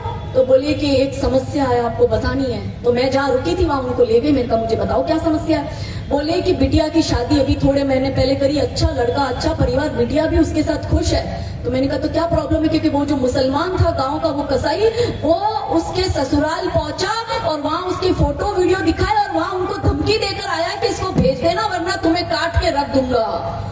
और जब उसके पिता को पता चला, ससुराल वालों ने फोन किया, तो वो पिता उस मियाँ के घर गया कि तू क्यों मेरी लड़की का जीवन बर्बाद कर रहा है, भाई उसको जीने दे। तब पूरे परिवार ने मिलकर उसके पिता को मारा और उस पर झूठा केस करा। उधर के जो उनके तरफ के जो पुलिस वाले कुछ लोग थे, उनके साथ उन्होंने सेटिंग किया और उस पर 20 तोला सोना चोरी करने का इल्जाम लगाकर वो पिता को जेल में डाला। अभी 4 दिन पहले उसका पिता जेल में से छूटकर आया और उसको पता चला कि मेरी सभा है, तो वो मुझे मिलने आया कि दीदी ये ऐसा कर रहे हैं। मेरी लड़की को बड़ी मुश्किल से आपने उसकी जाल से बचाया, अच्छा लड़का देखकर समाज ने उसका विवाह करवाया और अब वो लड़की को वो ससुराल में सुखी से रहने भी नहीं दे रहा। और जब मैंने विरोध किया तो मेरे पर झूठा केस कर दिया और मेरे को जेल में डाल दिया। मैं 20 दिन बाद अभी बेल लेकर आया हूँ। सोचो हिंदुओं, तुम्हारी ये हालत है कि तुम्हारी लड़की का बलात्कार भी करता है, तुम्हारी लड़की का वीडियो भी बनाता है, तुम्हारी लड़की को तुम समझाते भी हो, तुम्हारी लड़की तुम्हारी बात मानती भी है, फिर तुम्हारी लड़की को जहां कहोगे वहां समाज में ब्याह भी करेगी, मगर वो मुल्ला उसको जीने नहीं देगा, वो उसके वहां जाकर उसको परेशान करेगा। अगर इस देश में सच में नारी शक्ति होती तो क्या होता था? क्या वो महिला समाज मौन हो गई, चुप हो गई? क्यों नहीं गई एक साथ मिलकर उस मुल्ले की टांगे क्यों नहीं तोड़ी? हर बार हम सरकार, संतरी, मंत्री, तंत्री इनके भरोसे बैठते हैं। क्या हर बार ये बचा के आएंगे? आपकी बेटियों की रक्षा आप खुद करने में सक्षम नहीं है, क्योंकि हम मानसिक रूप से गुलाम हो चुके, हम कमजोर हो चुके। हर जगह एक एक व्यक्ति जो है, पहले हमने मुगलों की गुलामी करी, फिर अंग्रेजों की गुलामी करी, फिर वामपंथियों की करी, फिर नेहरू गांधी परिवार की करी, और अब तो हर घर घर में एक नेता बैठा है और उसकी हम गुलामी करे जा रहे हैं। और मानसिक रूप से इतने कमजोर हो गए कि हिंदुओं को जातियों में बांट दिया। अब एक हिंदू समाज के बेटे को इसलिए मार दिया जाता है कि होली की कुछ बूंदे गिर गई।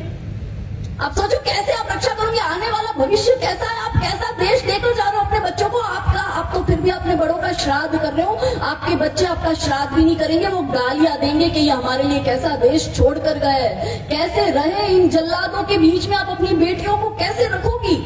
और ऐसे अनेकों अनेक केस है। तो मेरे भोले भाले भाई बहनों, मन का डर निकालो। समस्या है तो समाधान भी है। समस्या से भागना कभी समाधान नहीं हो सकता। मैंने आपको सारी समस्याएं बताई, अब हम समाधान पे चर्चा करते। देखो, भागोगे तो कभी इस युद्ध को जीत नहीं पाओगे, क्योंकि एक धर्म एक देश मिला है, इसे बचाना है और इसके लिए सब मिलकर करेंगे तो ही हो पाएगा। लेकिन दीदी ने जैसे मेरे परिचय में कहा ना, मैं जेल गई, मेरे पे बहुत सारे केस है। वो गुजरात के सुन्नी मुस्लिम समाज के लोगों ने तो मेरे ऊपर फतवे निकाल दिए हैं। और वो कहता है अब्दुल, वो कहता है तू हर जगह सिक्योरिटी लेके जाती है, हम तेरी रैकी कर रहे हैं। जिस दिन तू घर से अकेली तो निकलना ही मत, और जिस दिन अगर तू अकेली दिख गई उस दिन तो हम तेरे को मार देंगे। मैंने उस अब्दुल को कहा कि अब्दुल तू ये ऐसा कहता है कि जिस दिन अकेली दिख गई उस दिन तुझे मार देंगे, पर मैंने कहा तू मारने अकेला आना, फिर देखते हैं जिंदा कौन जाता है, तू जाता है कि मैं जाती हूँ, काट के रख दूंगी। कहने के लिए लक्ष्मीबाई और जीजा माता को और पन्ना भाई को नहीं पड़ा है, सच में काटना जानती हूँ।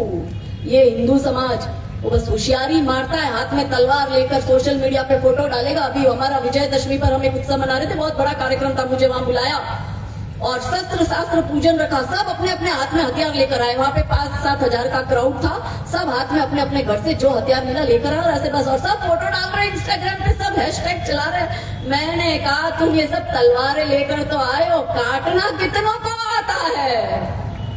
आप में से भी बहुत लोग नॉन वेजिटेरियन होंगे, नॉन वेज खाते होंगे, आप बाहर से चिकन और मटन ले आते होंगे, मगर मैं कहूँ कि ये लो तुमको मुर्गी देती हूँ, इस जिंदा मुर्गी को तुम अपने घर में ही काटो मेरी बहन, और फिर बनाओ इसका चिकन, कर पाओगी? मैं कहती लो मैं तुम्हें ये बकरा लाके देती हूँ, इसको अपने घर में ही काटो और फिर इसका मटन पकाओ, मटन बिरयानी अपने मियाँ को, अपने पति को खिलाओ, काट पाओगी तुम? वो खून देकर वही बेहोश होकर गिर जाओगी तुम। और फिर वो तलवारें दिखा रहे।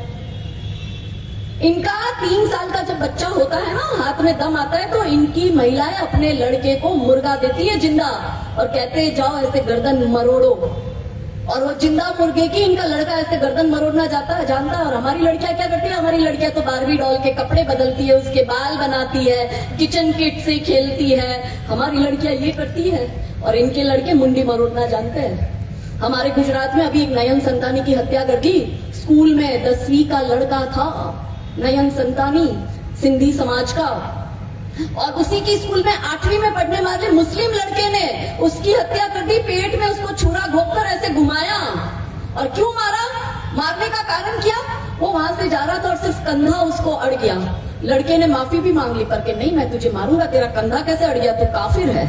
और उसको मारा। लड़के को पूछा कि तुझे आटा कैसे? 8वीं का बच्चा मतलब कितने साल का हुआ? 13-14 साल का बच्चा हुआ, और वो उससे 2 साल उम्र में बड़ा 16 साल का। उसका 8वीं का बच्चा हमारे 10वीं के बच्चे की हत्या करना जानता है। और वो कहता है कि हमारे घर में हमको सिखाया जाता है कि ऐसे छुरी डाल के ऐसे मरोड़, तब सामने वाला मरेगा। और तुम्हारा बच्चा कॉकरोच से डरता है और तुम छिपकली से डरती हो। कैसे करोगी इस जिहादियों से अपने घर की रक्षा? मेरे भाई हंसने की बात है नहीं, ये कसाई खड़ा है काटने के लिए। वो उदयपुर में देवराज मोची का कन्हैयालाल दर्जी को मारा, उसके बाद देवराज मोची को मारा। 10वीं का लड़का था देवराज मोची, और उसके ही क्लास में, वो 10वीं में उसके क्लास में पढ़ता था, मुसलमान का लड़का, और उसने देवराज मोची की पेन चुरा ली।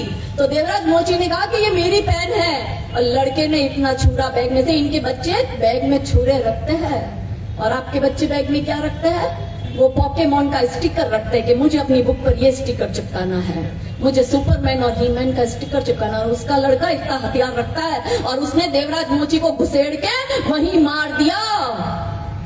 इन राक्षसों के बीच में आपको अपने बच्चों को बड़ा करना है, कैसे करोगी? तो अब मैं समाधान दे रही हूँ। करना क्या है? मैं नहीं चाहती आप जेल जाओ, मैं नहीं चाहती आप फतवे खाओ, मैं नहीं चाहती आप पर इतने केस हो, मैं नहीं चाहती आपका लाइफ झंड हो जाए। मेरा झंड हो चुका है, कोई पर्सनल लाइफ नहीं रही, अपने घर परिवार को समय नहीं दे पा रही हूँ। आप मेरी बहनों, आपको लगता है आपका पति है तो मेरा भी पति है, आपके बच्चे तो मेरे भी बच्चे, आपका घर परिवार है तो मेरा भी है, मगर किसी को तो समाज का काम करना पड़ेगा, किसी को तो धर्म के लिए किसी महिला को तो बाहर निकलना पड़ेगा। और हम नहीं करेंगे तो कौन करेंगे? और अब नहीं करेंगे तो कब करेंगे? क्योंकि विषय महिला सम्मान और सुरक्षा का है। तो क्या करोगी मेरी बहनें? वो करो जो मैं अब समाधान दे रही हूँ। तैयार हो आप लोग सुनने के लिए? सुनने के लिए तो यस ही बोलोगे, करने के लिए तैयार हो? मेरे को तो आवाज नहीं आ रही है, पीछे वाली तो सब सो रही है, वो स्क्रीन पे मेरे को देखकर पता नहीं क्या ही कर रही है। वो देख रही होगी कितनी अच्छी ज्वेलरी पहनी, कितनी अच्छी साड़ी पहनी, कितना अच्छा मेकअप, यही देख रही है सब बैठी बैठी, क्योंकि एकता कपूर ने दिमाग खराब करके रखा हुआ है। कुछ तो एकता कपूर की सीरियल इसलिए देखती है कि क्या साड़ी पहनी, क्या गहने पहने, मैं सेम वैसा कराऊंगी। और ये एकता कपूर ने जीवन और घर सबका बर्बाद करके रखा हुआ है। ये डिवोर्स हो रहे हैं हमारे समाज में, ये एकता कपूर की वजह से हो रहा है। ये गंदी गंदी फिल्में आ रही है, इसलिए उसको देखकर हमारी लड़कियां 11-11, 12-12 साल की लड़कियां प्रेग्नेंट हो रही है। ये बॉलीवुड की फिल्में जिसमें है ना दिखाते हैं कि हिंदू की लड़की मुसलमान के लड़के के प्यार में पागल है और घर परिवार छोड़कर भाग रही है, इसलिए हमारी 12, 13, 14 साल की लड़कियां वो फिल्में देखती है और उसको लगता है मुझे भी इतिहास रच देना है लैला मजनू की तरह, इसलिए हमारी लड़की वो उसके साथ भागती है। 30-30, 35-35 साल के मुल्ले के साथ 13 साल 15 साल की लड़कियां भाग रही है और कहती है मेरा वाला अब्दुल ऐसा नहीं है। फिर अलग बात है कि भाई अब्दुल उसके 35 टुकड़े करता है, अब्दुल वैसा ही है, बस मारने के और काटने के उसके तरीके अलग अलग है। कोई फ्रिज में भरता है, कोई सूटकेस में भरता है, कोई जिंदा जला देता है, कोई दीवारों में चुनवा देता है, कोई जमीन में चुनवा देता है। सारे अब्दुल एक जैसे हैं क्योंकि किताब एक पढ़ी और जो क्या सिखाती है, काफिरों को मार दो। यही चलता आ रहा है। पहले 10 में से 10 केस कुंवारी लड़कियों के आते थे लव जिहाद के, अब मुझे कहते शर्म आ रही है कि 10 में से 5 से 6 केस विवाहित महिलाओं के आ रहे हैं। वो अपने बच्चे घर परिवार छोड़ छोड़ के मुल्ले के साथ भाग रही है और कुछ महिलाएं तो मुल्ले के साथ मिलकर अपने पति की हत्या कर रही है। ये चिंता का विषय है। ये क्यों ऐसी विकृति आ रही है? क्योंकि हमारे हाथ में ये फोन आ गया है, परवर्ट कंटेंट इजीली अवेलेबल है, इसमें हम गंदा देख रहे हैं, गंदा खा रहे हैं, गंदे समाज में रह रहे हैं, गंदी विशुद्धि शरीर के अंदर आ रही है, इसलिए विचारधारा गंदी हो रही है। इसलिए तो वो निकिता जो है अपने प्रेमी के साथ मिलकर अपने पति की हत्या कर उसको ब्लू कलर के ड्रम में भर देती है। इसलिए तो वो इंदौर की सोनम रघुवंशी अपने पति को हनीमून पे ले जाकर अपने आशिक के साथ मिलकर राजा रघुवंशी की हत्या कर उसको निपटा देती है। ये कहां से आ रही है विकृति? ये गंदी टीवी सीरियल है, ये गंदी फिल्में, ये सारा सिखा गंदा रहा है। ये 5 बजे से रात को 11 बजे तक टीवी सीरियलें खोल के बैठेगी क्योंकि एक हिंदू की लड़की को उठा के ले जाएगा तो एक ही हिंदू का बर्बाद होगा, लड़की का। लेकिन एक विवाहित महिला को उठा के ले जाएगा तो 2 कुटुंब बर्बाद होते हैं, मायका पक्ष बर्बाद, ससुराल पक्ष बर्बाद और वो 2 छोटे छोटे बच्चे, उनका भी भविष्य बर्बाद, क्योंकि दुनिया ताना मारेगी तेरी माँ तेरे को छोड़कर मुल्ले के साथ भाग गई। ये हो रहा है समाज में और ये सत्य घटना है जो मैं हर रोज अपनी आंखों से देख रही हूँ कि यूं विकृति आ रही। ये सब गंदा हम देख रहे हैं। इतनी गंदी गंदी एप्स ये आ गई है, उल्लू ऐप और ये ऑल्ट बालाजी की ऐप के जिसमें भाभी और देवर के रिश्ते को तार करते हुए सीरियल बनाए जा रहे हैं और सारे हिंदू परिवारों पर बनाए जा रहे हैं। एक ऑल्ट बालाजी कर उसका ऐप चलता था एकता कपूर का, जिसकी आप बहुत सीरियल देखते हो, सास भी कभी बहू थी वाली, वही एकता कपूर। वो उसने उसमें क्या बनाया मुझे कहते हुए शर्म आती है, पर वो ऐसा है कि डॉक्टर शर्म करेगा तो डिलीवरी कैसे करवाएगा, वैसे हम शर्म करेंगे तो बताएंगे कैसे। और ये सब मोबाइल में इजीली अवेलेबल है, ये सारे कंटेंट। वो ऑल्ट बालाजी की उस समाधान से पहले मैं जस्ट ये नाम निकला इस डायन एकता कपूर का इसलिए बोल के जा रही हूँ कि उसमें उसने एक वेब सीरीज बनाई, गंदी बात। उस वेब सीरीज का नाम लिया, नाम क्या था? गंदी बात। उसमें उसने एक सीजन बनाया। उस सीजन में क्या था कि एक किचन का प्लेटफॉर्म था और उस किचन के प्लेटफॉर्म पर 4 महिलाएं खड़ी थी। एक परिवार की दादी, एक बड़ी बहू, एक छोटी बहू और एक बहन, और चारों मिलकर रसोई बना रहे थे और बहुत सारे पकवान बना रहे थे। और क्यों बना रहे थे? क्योंकि घर का सबसे छोटा जो बेटा है वो कुछ वर्षों के लिए कहीं बाहर गया था और फाइनली वो आज वापस घर आ रहा है, तो सब उसकी मनपसंद का भोजन पकाने में लगे हुए थे। इतने में जो घर की बड़ी बहू है, बड़ी भाभी, वो कहती है आज रात तो मेरा देवर मेरे साथ रात बिताएगा क्योंकि बहुत टाइम के बाद वो आ रहा है, तो आज रात तो मैं उसके साथ सोऊंगी। अब बात यहाँ खत्म नहीं होती और वो पीछे जो ड्रीम सिचुएशंस चलती है ना, विजुअल्स आते हैं, वो गंदा विजुअल पीछे आ ही रहा है। इतने में जो वो छोटी भाभी है, वो छोटी भाभी क्या करती है? वो कहती है भाभी देवर जी तो आपसे ज्यादा, इसका वॉल्यूम ठीक करो भाई बेस वाले, क्या कर रहे हो बैठे बैठे? अब्दुल के नाम से इतना आपको क्या प्रॉब्लम है? कोई अब्दुल बैठा है कि आवाज बिगाड़ रहे हो आप? उसके बाद में छोटी भाभी कहती है अरे भाभी आपको क्या पता, भैया तो जितना खुश मुझे करता है इतना सेक्सुअली सेटिस्फाइड तो आपको कभी किया ही नहीं होगा, इसलिए भैया की पसंद क्या है वो तो मुझे पता है, इसलिए मैं भैया की पसंद का आज बना रही हूँ। यही बात खत्म नहीं होती है। अब वो जो तीसरी महिला खड़ी थी, जो लड़के की बहन थी, वो बहन कहती है, और ये सारा हिंदू परिवार का, सबने साड़ियां पहनी है, सिंदूर लगाया है, मंगलसूत्र पहना है, बड़ी बड़ी बिंदी पहनी है, हिंदू परिवारों को बर्बाद करने का षड्यंत्र ये डायन कर रही है एकता कपूर। इतने में वो जो बहन है वो कहती है भले ही कहने के लिए वो मेरा भाई है, लेकिन मेरा भाई जितना शारीरिक सुख मुझे देता है भाभी और इतना तो उसने आपको कभी दिया ही नहीं होगा। अब यही बात खत्म नहीं होती है, वो पीछे गंदे विजुअल्स तो आ ही रहे, पहले बड़ी भाभी के साथ, फिर छोटी भाभी के साथ, फिर उसकी बहन के साथ, उसके बाद दादी जो घर की सबसे बड़ी है वो कहती है, वो कहती है कि तुम तीनों को क्या पता कि मेरे पोते में किसके गुण आए हैं। वो मेरा पोता है और मेरा पोता जितना शारीरिक सुख अपनी दादी को देता है उतना तो तुम में से किसी को नहीं दिया होगा। अब आप सोचो, भाभी देवर के रिश्ते को तार तार किया, भाई बहन के रिश्ते को तार तार किया, पोते और दादी के रिश्ते को तार तार किया इस एकता कपूर ने। और इसी घटिया एकता कपूर को भारत सरकार पद्मश्री दे देती है। किस बात का पद्मश्री दे रहे हो? महिलाओं के चरित्र हनन करने का, हिंदू परिवारों को बर्बाद करने का, हिंदू परिवारों को तोड़ने का, हिंदू परिवारों में ये विकृति डालने का। तभी तो हम पेपर में पढ़ रहे हैं ना कि सास जमाई के साथ भाग गई, भाभी देवर के साथ भाग गई, पोते ने दादी का बलात्कार किया, बहन भाई के साथ भाग गई। ये विकृति कहाँ से आ रही है? ये गंदा देख रहे हैं। और देश में से कोई खड़ा नहीं हुआ। हम 4-5 लोग सुप्रीम कोर्ट तक पहुंचे, दरवाजा खटखटाया सुप्रीम कोर्ट का, उसको दिखाया कि ये क्या चला रहे हैं। और आज मुझे कहते हुए गर्व होता है कि वो पूरा सीजन हमने डिलीट करवाया। और फिर हम 3 बार सुप्रीम कोर्ट गए, 3 बार हमको निकाला गया। चौथी बार में ऐसी 25 OTT ऐप थी भारत में जो ऐसे ही घटियापन हिंदू परिवारों पर और हिंदू संस्कारों पर दिखा रहे थे। मुझे कहते हुए गर्व होता है कि वो 25 की 25 OTT प्लेटफॉर्म की ऐप हमने भारत में बैन करवा ली। ये नहीं होने देंगे। वो जब वो सीता माता का हरण करके रावण ले जाता है तो सीता माता जगह जगह गहने फेंकती है अपने, ताकि पता चले, राम जी ढूंढने आए तो पता चले कि रावण किस मार्ग से लेकर गया है। तो राम जी ढूंढते ढूंढते सुग्रीव के पास पहुंचे तो सुग्रीव ने उनको गहने दिखाए माँ के कि देखो हमें ये गहने मिले। तो राम जी ने देखे गहने और कहा कि भाई ये तो मुझे सीता के लग रहे। मगर डबल श्योर होने के लिए उन्होंने लक्ष्मण जी को पूछा और कहा कि लक्ष्मण देख तो ये तेरी भाभी के ही गहने लग रहे हैं ना। तो लक्ष्मण जी कहते भैया मुझे क्या पता, मैंने तो भाभी को उनके चरणों के सिवाय कभी आंख उठाकर भी नहीं देखा। हमारे में भाभी माँ होती है और ये ऐसा दिखा रहे हैं। और फिर क्या होगा? फिर यही तो होगा, फिर यही तो विकृति आएगी। हिंदू परिवार टूट रहा है, बहुओं को सास ससुर नहीं चाहिए, देवर जेठ नहीं चाहिए, अकेला रहना है और अकेला रहेगा तभी तो हिंदू टूटेगा। देखो किसी भी देश को मेरी बहनों बर्बाद करने के लिए बम बारूद गोला असला मिसाइल दागने की जरूरत नहीं है। देखो हुए क्या, यूक्रेन रशिया के वर्षों से वॉर चल रहे हैं, ईरान फिलिस्तीन अमेरिका इजराइल इनके वर्षों से वॉर चल रहे हैं। क्या बर्बाद हुए? क्या नहीं।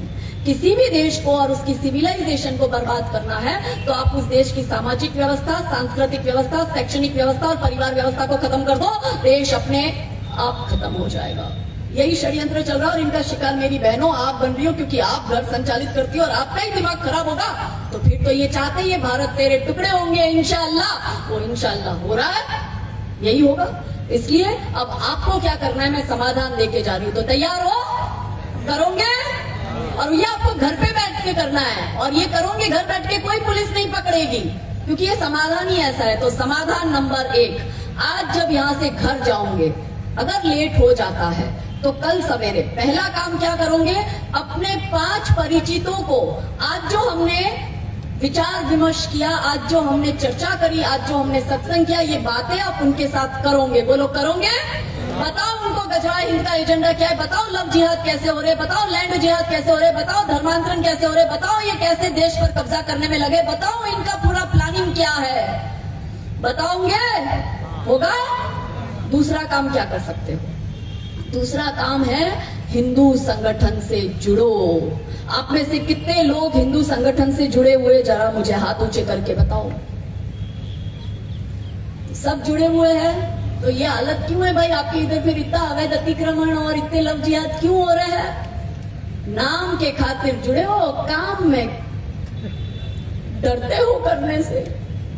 आप जुड़ो, आपके परिवार के बच्चों को जोड़ो और आपके रिश्तेदारों को जोड़ो, क्योंकि जब उसकी मियाँ की 25-30 लोगों की भीड़ तरुण खटीक जैसे हमारे बच्चे को मारने आएंगे तो ना पुलिस, ना प्रशासन, ना सरकार, ना मंत्री, ना संतरी, ना तंत्री, ना आपका रिश्तेदार, ना आपका पैसा, ना आपका पड़ोसी, कोई बचाने नहीं आएगा। आपको अगर कोई बचाने आएगा, आपकी बेटियों को कोई बचाने आएगा, आपके लिए कोई गोलियां खाने आएगा तो वो हमारे बजरंग दल का भाई, हमारे विश्व हिंदू परिषद का भाई आएगा। इसलिए हिंदू संगठन से जुड़ो, काम वाला जुड़ो, व्हाट्सएप फॉरवर्ड वाला मत जुड़ो। और क्या कर सकते हो, और सेल्फ डिफेंस की ट्रेनिंग लेना चालू कर दो। सब अब बकरे खरीदना चालू करो और अपने घर में काटना चालू करो। अपने छोटे छोटे बच्चों को बोलो कि गर्दन काटे बकरे की। जीव हत्या पाप है, मगर अपनी जीव हत्या हो रही है, उसका क्या, कैसे बचोगे? तो बचने के लिए आपको आना पड़ेगा खुद की आत्मरक्षा करने। वो आएगा 18-20 की भीड़ लेने, वो देख रहा है शेट्टी साहब ने इतना बड़ा बंगला बनाया। शेट्टी साहब का तो एक ही बच्चा है, और शेट्टी साहब तो 3 ही लोग रहते हैं, मम्मी पापा और एक बच्चा। वो थोड़ी रहेगा उस बंगले में। वो मैंने 18 अब्दुल की फौज तैयार करी है, वो रहेगा उस बंगले में।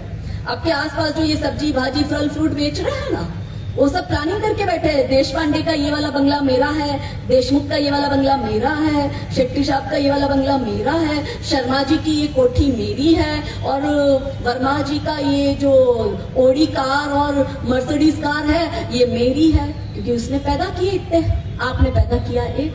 अब वो 18 की फौज लेके घर में आएगा आपको मारने काटने, तो मरना तो वैसे ही है, अजर अमर तो कोई आया नहीं, तो वो 2 हमारे मारेगा, तो उसके भी तो 2 काम होने चाहिए। तो वो करोगे कैसे जब आएगा? शोबाजी के लिए घर में तलवारें मत रखो, आत्मरक्षा करो। और इसका तो आपको अधिकार सुप्रीम कोर्ट भी देता है कि आपके घर में घुसकर मार रहा है, तो आत्मरक्षा करना सीखो और उसके लिए ट्रेनिंग लो। अपने लड़कों को दो, खुद भी लो, अपनी लड़कियों को भी ट्रेनिंग दो। और क्या कर सकती हो मेरी बहनों? बच्चे पैदा करो, 2 तो पैदा करो। वो रुखसाना अफसाना दर्जनों पैदा कर रही है। मैंने कहा ना, हिंदू आमदनी बढ़ाकर देश लेने में लगा है, और वो आबादी, हिंदू आमदनी बढ़ाकर घर लेने में लगा, और वो अब्दुल आबादी बढ़ाकर देश लेने में लगा है। जीत उसकी होती है जिसकी संख्या ज्यादा होती है। इसलिए मेरी बहनों, बच्चे पैदा करो। अब कोई एक पीछे बैठी हुई मन में कह रही होगी, ये खुद हीरोइन जैसी घूम रही है, तेरा तो बता तेरे कितने बच्चे? मेरे 3 ही हैं, इसलिए कह रही हूं पैदा करो। मैंने किए हैं 3, और उन 3 को 3000 जैसा बनाया है, वैसा तैयार किया है उनको। और मैं तो अकेली 1 लाख पे भारी हूं। तो सोचो मैं ऐसी हूं तो मेरी औलादें कैसी होगी। इसलिए बिंदास जाती हूँ ये काम करने। मरना सबको है, अजर अमर कोई नहीं आया। राम जी भी आए तो उनका दिन आया, उस दिन उनको भी जाना पड़ा। कृष्ण भगवान भी आए, जिस दिन उनका दिन लिखा उनको भी जाना है। तय आपको करना है कि कायरों की तरह जीना है, कि वीर योद्धा की तरह बलिदान देना है। छत्रपति संभाजी महाराज के गुणगान करते हो, क्या उनकी तरह त्याग करने की क्षमता तुम में है? अपनी अंतरात्मा से प्रश्न करो। संभाजी महाराज जैसे बच्चे पैदा करो। और वो कब पैदा होंगे? शिवाजी महाराज जैसे बच्चे कब पैदा होंगे? जब माँ खुद जीजा माता बनेगी, तो कोख से छत्रपति शिवाजी महाराज पैदा होंगे। पर माता क्या बन गई है? माता तो खुद रील माता बन गई है। उसको तो दीपिका, आलिया, करीना पसंद आती है, तो छोरिया उसकी करीना खान बनती है सैफ से शादी करके, और फिर तैमूर और जहांगीर पैदा करती है। यही तो हो रहा है। इसलिए बच्चे पैदा करो और एक एक बच्चे को छत्रपति संभाजी बनाओ। और क्या कर सकती हो? और मेरे भाइयों, इसमें तो खास आपको बोलती हूँ, इसमें काम आप लोगों का है। होटल का भोजन बंद कर दो। मैं क्यों ऐसा बोल रही हूँ? एक तो हमारे ग्रंथों में लिखा है, क्या लिखा है? जैसा अन्न वैसा मन। गंदा देख रहे हैं, गंदा खा रहे हैं, गंदे विचार शरीर में आ रहे हैं। और इससे भी ऊपर मैं आपको लाइव बोलती हूँ, मैं मुंबई में थी तो एक रिटायर पुलिस इंस्पेक्टर मुझे मिले। उसने कहा, दीदी जब मैं ऑन ड्यूटी था तो एक मुस्लिम के होटल में हमने रेड करी, तो किचन में से इतना दवाइयां मिली। वो दवाइयों को हमने लैब टेस्ट में भेजा तो पता चला कि वो तो नपुंसकता की दवाई है। वो साजिद को 4 लाफे मारे तो साजिद बोला, हम हिंदुओं के खाने में ये नपुंसकता की दवाई मिलाते थे। आप दशों दिशाओं से गिरे जा चुके हो, बच्चे आप वैसे ही पैदा नहीं कर रहे, और वो नपुंसकता की दवाइयां मिला रहा है। आप लोगों की प्रजनन क्षमता कम हो चुकी है। रुखसाना अफसाना दर्जनों पैदा करती है, आपसे एक बच्चा पैदा नहीं होता। आप इतने जितने लोग यहाँ बैठे हो, आप देखो आपके परिचित में एक ना एक कपल ऐसा होगा, जान पहचान में, आपके कुटुंब में, आपके अड़ोस पड़ोस में, कि जिसके सामान्य रूप से बच्चे नहीं हो रहे और वो डॉक्टरों से इलाज करवा रहा है। मैं 2024 के अंत में उड़ीसा के एक बड़े डॉक्टर के घर रुकी थी, और उसकी बहुत बड़ी हॉस्पिटल थी, और उसकी वो हॉस्पिटल थी IVF से बच्चे पैदा होते हैं उसमें। तो बोले कि दीदी इस पूरे वर्ष में, मतलब 2024 का दिसंबर था तो पूरे वर्ष का मुझे बता रहा था, बोले दीदी इस पूरे वर्ष में हमने 10,000 बच्चे IVF से पैदा करे। मैंने कहा बढ़िया। बोले दीदी शॉकिंग बात सुनो। मैंने कहा क्या? बोले दीदी 10,000 कपल हिंदू कपल था, उसमें एक भी मुस्लिम कपल नहीं था। ये चिंता का विषय है। हिंदू बच्चा पैदा नहीं कर पा रहा है, IVF से बच्चा पैदा करना मतलब 8 से 10 लाख का खर्चा है। फिर वो 8 से 10 लाख खर्चा करके हिंदू बच्चा पैदा करता है। एक है क्या उसमें क्षमता फिर दूसरा बच्चा पैदा करने की? क्यों प्रजनन क्षमता हमारी कम हो चुकी है? क्योंकि हम ये गंदा खा रहे हैं। ये जोमेटो स्विगी आप करते हो, पढ़ो नाम क्या है उसमें। और ऐसे अनेकों अनेक केस आपको यूट्यूब पे आपको न्यूज रिपोर्ट में मिलेंगे जिसमें मिल रहा है कि ऐसे तत्व मिले हैं कि जिसमें ऐसा केमिकल पाया गया और वो मियां पकड़ा गया और वो उसमें नपुंसकता की दवाई मिलाकर बेचता है। मैं जहां रहती हूँ जामनगर में, वो मेरा किस्सा बताती हूँ आपको। मैं 100% हिंदू एरिया में रहती हूँ।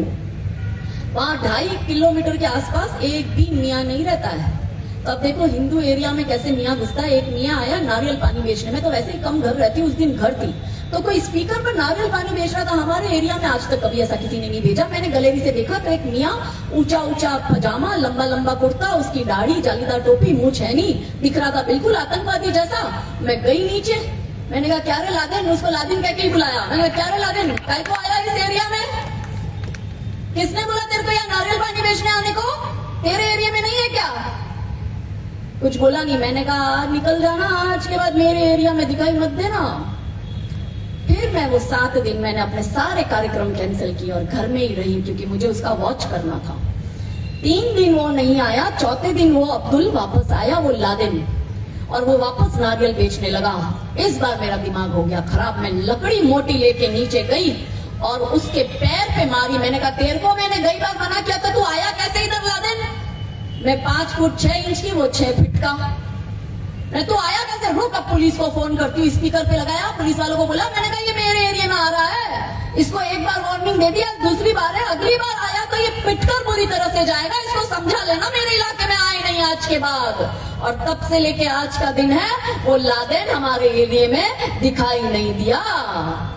सोचो, ये मैं एक जब ये कर सकती हूँ, तो ये घर घर से जब ये दुर्गा स्वरूपा जागृत होगी, तो भारत को लव जिहाद मुक्त भी कर सकती है, भारत को विश्व गुरु भी बना सकती है, और भारत को इन जिहादियों से मुक्त भी करवा सकती है। इतनी शक्ति आप में मेरी बहनों है। इसलिए रोना धोना छोड़ दो, हर बात पे रोती धोती हो, हर बात पे रोती हो। मेरी बेटी को ले गया और वो माँ रोती है पुलिस स्टेशन में। मेरा पागल, तो रो रही है, तेरी जगह मेरी बेटी होती तो पहले उसको मारती और फिर उसको मारती, और जो लोग साथ दिए उनको भी मारती। अभी हमारे गुजरात में मैरिज रजिस्ट्रेशन पे कोर्ट में एक हिंदू लड़की और मुस्लिम लड़के शादी करने गए। माँ बाप को पता चला, माँ बाप हमारे बजरंग दल वालों के साथ वहां पहुंचे। अब वो मैरिज रजिस्ट्रार मुसलमान था, ये पूरी न्यूज है मीडिया में, आप देखना। और वो मुसलमान मैरिज रजिस्ट्रार, ये भी अपने जिहाद के एजेंडे में, ये पढ़ा लिखा हो कि अनपढ़ हो, वो अपने जिहाद के एजेंडे में काम करता है। वो मैरिज रजिस्ट्रार करने वाला मुसलमान, जो 11 बजे बाद कोर्ट खुलने का टाइम है रजिस्ट्रेशन का, वो सुबह 9 बजे आता है। और वो मुस्लिम लड़की और हिंदू लड़की को भी 9 बजे बुलाता है, और दोनों को वकील के कपड़े में बुलाता है, भेष बदल कर। अब वो माँ वहां पहुंची और बजरंग दल वाले आ ही रहे थे। माँ ने इन्फॉर्म किया, तो वो जो मैरिज रजिस्ट्रार वाला है उसने अंदर से दरवाजा बंद कर दिया। वो माँ रोती रह गई कि मुझे मेरी बेटी से 1 मिनट बात करने दो। वो मैरिज रजिस्ट्रार करने वाला वो मुल्ला उस बेटी को उस माँ से मिलने नहीं दे रहा है, और उसने तुरंत पुलिस को फोन किया कि ये बजरंग दल वाले आ गए, तुम जल्दी आओ। और वो माँ रोती रह गई। वो कांच के शीशे में से वीडियो उतार रहे थे, वो सब दिखाई दे रहा था कि वो मुल्ला उसको सपोर्ट कर रहा है, और वो मुल्ला अपने जिहाद के एजेंडे में काम कर कर उस मुस्लिम लड़के को हिंदी लड़की से लव जिहाद करवा रहा है। और वो माँ को मैंने रोते देखा। मैं कहीं प्रवास पे थी, वो वीडियो देखा, मेरा तो मन दुखी हो गया। मैंने कहा इस माँ की जगह मैं होती तो इतना बड़ा पत्थर लेकर पहले तो वो कांच का दरवाजा फोड़ती और अंदर जाकर उस मुल्ले का पहले दिमाग फोड़ती। इतनी हिम्मत तेरे में कि हमारी छोरी को लेके जा रहा है, दरवाजा भी बंद कर रहा है, माँ को बेटी से मिलने नहीं दे रहा। और वो कमजोर माँ ऐसे आंचल बिछा रही है कि तेरे आगे अपना आंचल बिछाती, तू आ जा, और वो रो रही है। इतनी कमजोर हो गई हम। अब माँ ऐसी कमजोर तो क्या होगा, बेटियां ऐसे जिहाद का ही तो शिकार बनेगी, फिर क्या होगा। इसलिए रोना धोना बंद करो, मौत सबको आनी है। मैं भी निकल गई हूँ केसरिया बाना पहनकर, आपकी तरह रोती नहीं हूँ कि ओ मेरे को जेल में डाल दिया, अब मेरा क्या होगा, ओ मेरे पे दर्जनों केस कर दिया, अब मेरा क्या हो गया, ओ मेरे सुन्नी मुस्लिम समाज ने मेरे ऊपर फतवा निकाल दिया, अब मेरा क्या होगा। मैं निकल चुकी हूँ कि वीरता के व्रत से विभूषित है वतन, विपत्ति विनाश और विलाप नहीं गाऊंगी। नीर नैनों में नहीं, ज्वार अखियों में होगा, क्लेशकारी कष्ट की कथाएं नहीं गाऊंगी। प्रेम अनुराग सद्भावना की बात होगी, प्रज्ञा से विहीन में प्रथाएं नहीं गाऊंगी। और जीजाबाई पन्ना धाई पद्मनी की वंशजा हूँ, लड़के मारूंगी पर व्रथाएं नहीं गाऊंगी। नहीं करती मैं ये रोना धोना, निकल गई हूँ। क्या लगता है आपको कोई पैसा मिल रहा है इस काम का? कोई नहीं मिल रहा, पैसा जा रहा है वो बड़े बड़े वकील रखने में। सेवा कर रही हूँ किसके लिए? मेरी बेटी नहीं जाएगी, समाज की बेटियों को बचाने के लिए मैं निकल पड़ी हूँ। पर घर घर से निकलेगी तब ये होगा। तो और क्या कर सकती हो? अब सिर्फ दो ही समाधान है, उसके बाद आप आपके घर जाओ, थक गए होंगे, सो जाना, बढ़िया सा रविवार है तो होटल का खाना ले जाना और खा लेना, हम हमारे रास्ते चले जाएंगे। हम तो खाली कहने आए थे। वो महर्षि दयानंद सरस्वती जी के अभी वहां गई थी औराद, तो कहते हैं कि वो तो आर्य भूमि है आर्य समाजियों की। तो वहां महर्षि दयानंद सरस्वती जी का बड़ा फोटो देखा। Maharshi Dayanand Saraswati ji by the way हमारे यहाँ से थे, जामनगर से, गुजरात के थे वो, और आर्य समाज के फाउंडर। तो अब कनेक्ट करती हूँ। महर्षि दयानंद सरस्वती जी, उन्होंने देखा ये तो हिंदू कन्वर्ट हो रहा है, ये हिंदू ये सब कर रहा है, तो वो अपना सब कुछ छोड़कर निकल गए ऐसे जन जागरण करने और हिंदू की वापस घर वापसी करवाने। तो उनके साथ उनका एक सहायक चलता था। तो उनके सहायक ने उनको एक दिन प्रश्न करा कि गुरुदेव आप तो हर जगह इतनी जगह जाते हो, हजारों की सभाएं आती है, हजारों हिंदू आपको सुनने आता है, और ये हिंदू आपको सुनकर चला जाता है और वापस दूसरे दिन वैसा का वैसा, जैसा अगले दिन था वैसा का वैसा, इस पे कोई असर नहीं होता है, तो फिर आप किसके लिए इतनी मेहनत कर रहे हो? तो महर्षि दयानंद सरस्वती जी ने बहुत अच्छा उत्तर दिया। वही उत्तर मैं आपको दे रही हूँ, वही प्रश्न का कि मैं ये क्यों कर रही हूँ। अब उसके उत्तर पे आते। तो महर्षि दयानंद सरस्वती जी ने उत्तर दिया, उन्होंने कहा कि मैं अपना कर्म कर रहा हूँ और मेरा धर्म मुझे कर्म करना सिखाता है, और मेरा कर्म है कि ये जो हिंदू कन्वर्ट हो चुके हैं उनकी घर वापसी करूं और उनको संगठित करूं, एक करूं, और सारे हिंदू एक हो और हिंदू राष्ट्र के रूप में काम करें। ये मेरा कर्म है जो मेरा धर्म मुझे सिखाता है। तो मैं जिन सभाओं में जा रहा हूँ जहाँ हजारों लोग मुझे सुनने आते हैं, तो 1000 सुनेंगे, उसमें से 100 गुनेंगे, उसमें से 10 चुनेंगे, और फिर कोई एक इस धर्म ध्वजा को आगे लेके बढ़ेगा और जन जन तक मेरी बातों को पहुंचाएगा।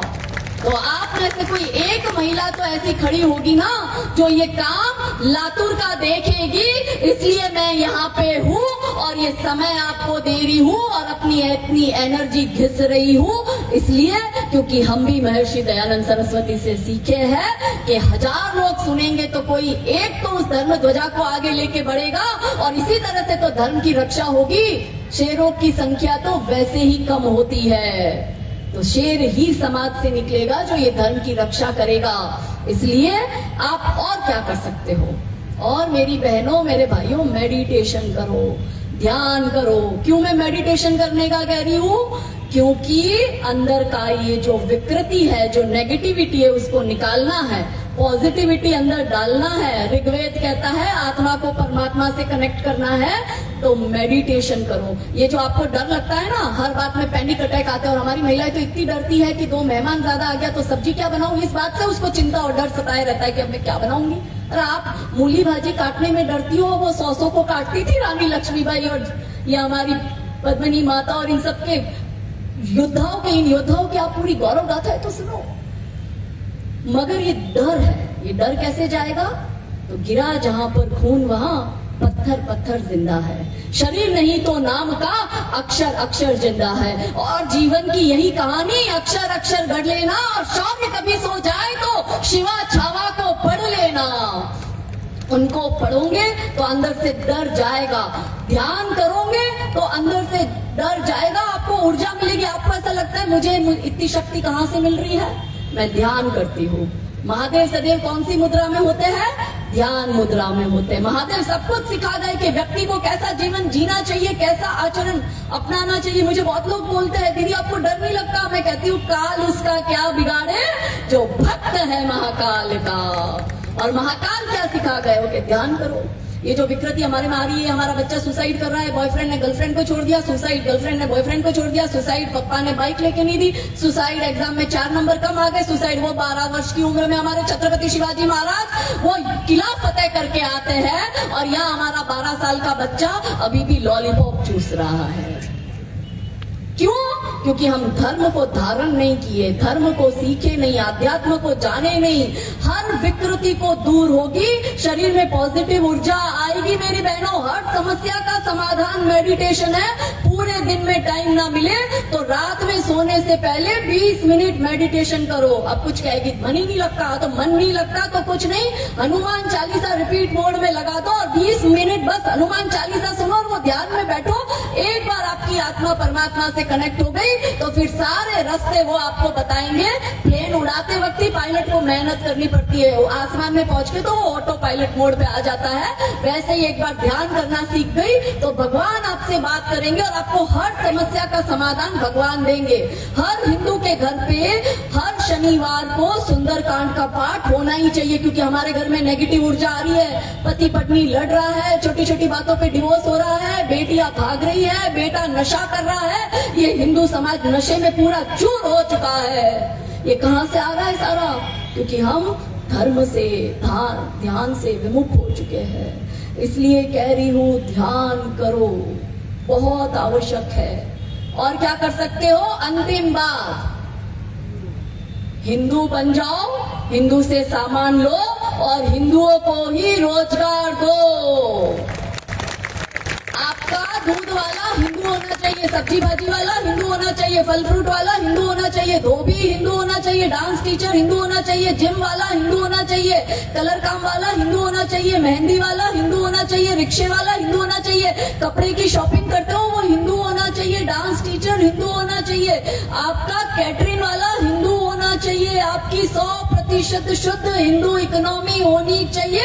क्योंकि मेरी बहनों, आपको पैसा बचाती हो ना। अब्दुल भैया 30 रुपए किलो टमाटर दे रहे हैं और अजय भैया 40 रुपए किलो टमाटर दे रहे हैं। तो अब्दुल भैया 10 रुपया सस्ता दे रहा है, इसलिए मैं अब्दुल के पास सामान खरीदूंगी। और आपका जो पैसा आप इस हरी चादर वाले के ऊपर चढ़ाते हो, उसी पैसे से मेरी बहनों आप खुद के लिए सफेद साड़ी का और अपने पति बच्चे के लिए सफेद कफन का इंतजाम करती हो। क्योंकि जब पहलगाम जैसा आतंकवादी हमला होता है और हाथ में AK-47 लेकर मियां आता है, तो वो आपको पूछता है कि आप ब्राह्मण हो, क्षत्रिय हो, वैश्य हो, शूद्र हो, अग्रे हो, पिछड़े हो, पैसे वाले हो, गरीब हो, कौन सी पॉलिटिकल पार्टी के वोटर हो? कुछ पूछा क्या उसने? नहीं। उसने क्या पूछा? हिंदू होना, कलमा पढ़ना नहीं आता ना? वो धर्म पूछकर पहलगाम में गोलियां मारता है। तो मेरे भाई बहनों, आप धर्म पूछकर सामान तो खरीदो, क्योंकि उसी पैसे से वो लव जिहाद करता है। उसी पैसे से हमारे लड़कों की हत्या करने वाले हत्यारों के लिए वो वकीलों की लाइन लगाता है। उसी पैसे से वो आतंकवादी हमला दिल्ली के लाल किले पे करता है और उसी पैसे से वो डॉक्टर बनता है और अहमदाबाद में वो डॉक्टर आकर राइसिन जैसा जहर बनाते हैं ताकि हिंदुओं के भंडारा बड़ा मंदिरों में हो रहा हो, उसमें वो जहर मिलाकर सामूहिक हिंदुओं का हत्या करे। ऐसा वो प्लानिंग करता है। इनका MBBS डॉक्टर भी, इनके 15-15 डॉक्टर पकड़े गए हैं। वो आतंकवादी हमला लाल किले पर अभी हुआ था कुछ महीनों पहले।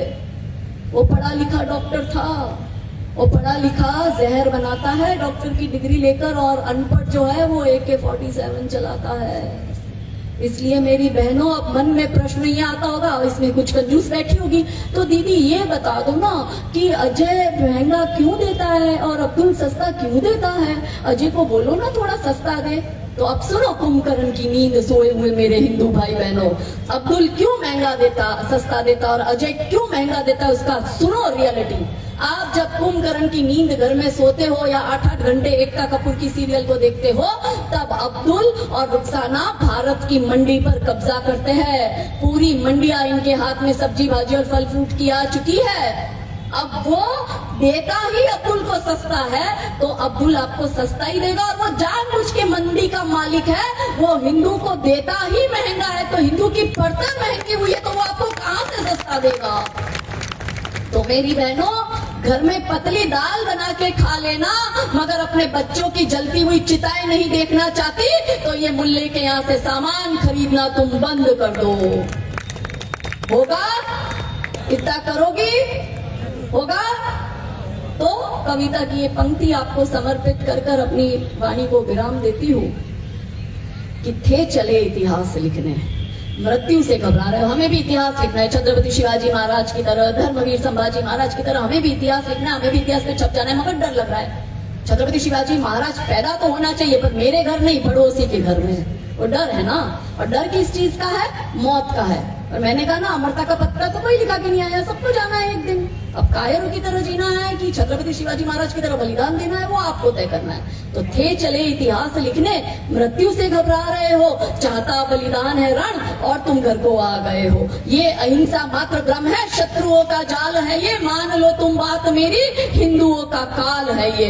यदि अहिंसा पूज्य होती, श्री कृष्ण क्यों गीता सुनाते, और शांति है तो युद्ध निश्चित, भेद क्यों हमको बताते। कायरों की भांति तुम क्यों युद्ध से कतरा रहे हो, चाहता बलिदान है रण और तुम घर को आ गए हो। सो रहे हैं जो अभी तक दर्प सारे जाग जाए, अब उठो घोष करो कि सर्प सारे भाग जाए। ये समय संग्राम का है, तुम स्वयं से टकरा रहे हो, चाहता बलिदान है रण और तुम घर को आ गए हो। भेद सारे भूल कर और वर्ण सारे भूल कर, वर्ण सारे भूल कर सोचो कि हम अतिरेक है, और भींच लो सब मुट्ठिया, बोलो कि हिंदू एक है, बोलो कि हिंदू, बोलो कि हिंदू। तो आज मैंने सूरज से, अब ये लातूर वालों को समर्पित करके जाती हूँ, आज मैंने सूरज से बस जरा यूं ही कहा, आपके लातूर में इतना अंधेरा क्यों रहा। तम तमाकर हो दहाड़ा, बोला मैं अकेला क्या करूं, तुम बेफिक्रों के लिए मैं भला कब तक लड़ूं।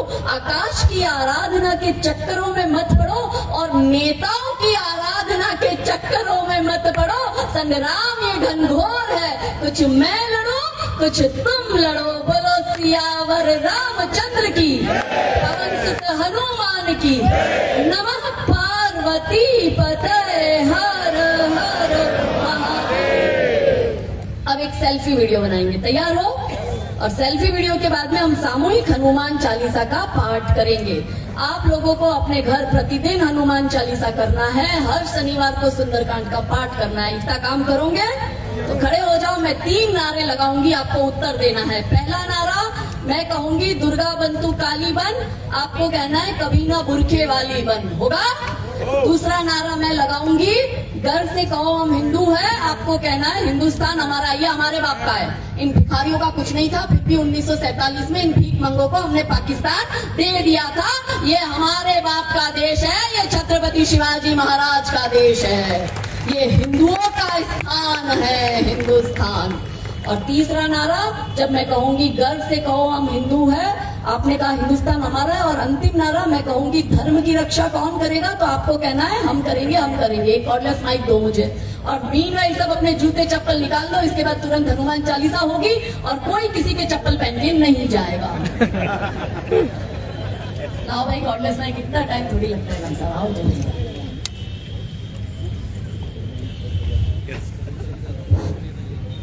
Hello, ready? महिला है पीछे वाली, ऐसे हाथ उठा के हो, पहला नारा ही तुम्हारा है, दुर्गा बंतु काली बन, कभी ना बुरखे। ये अंत में जो ये सारे भाई खड़े हैं लाइन में, सब पेड़ के वहां, तुम पर मेरी ज्यादा नजर है, ये बैंक बेंचर्स को मैं ज्यादा देखती हूँ, तो हाथ उठा के बोल देना। चलो तैयार हो? रेडी? दुर्गा बंतु काली बन, दुर्गा बंतु काली बन,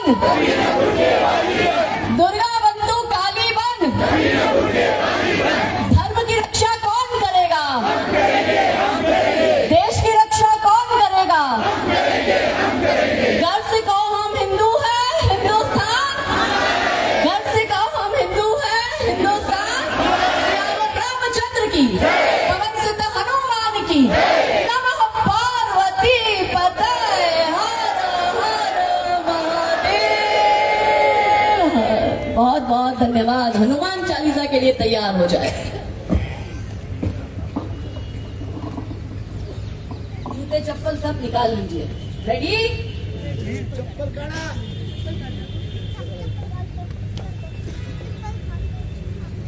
श्री गुरु चरण सरोज रज, निज मन मुकुर सुधारे, बरनहु रघुबर बिमल जसु, जो दायक फल चारि। बुद्धिहीन तनु जानिके, सुमिरो पवन कुमार, बल बुद्धि विद्या देहु मोहि, हरहु कलेश विकार।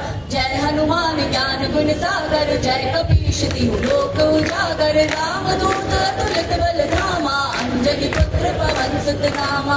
महावीर विक्रम बजरंगी, सुमति निवार सुमति के संगी। कंचन वरन विराज सुमेशा, कानन कुंडल कुंचित केशा। हाथ ब्रज अवधुरा विराजे, कांधे मूज जनेऊ।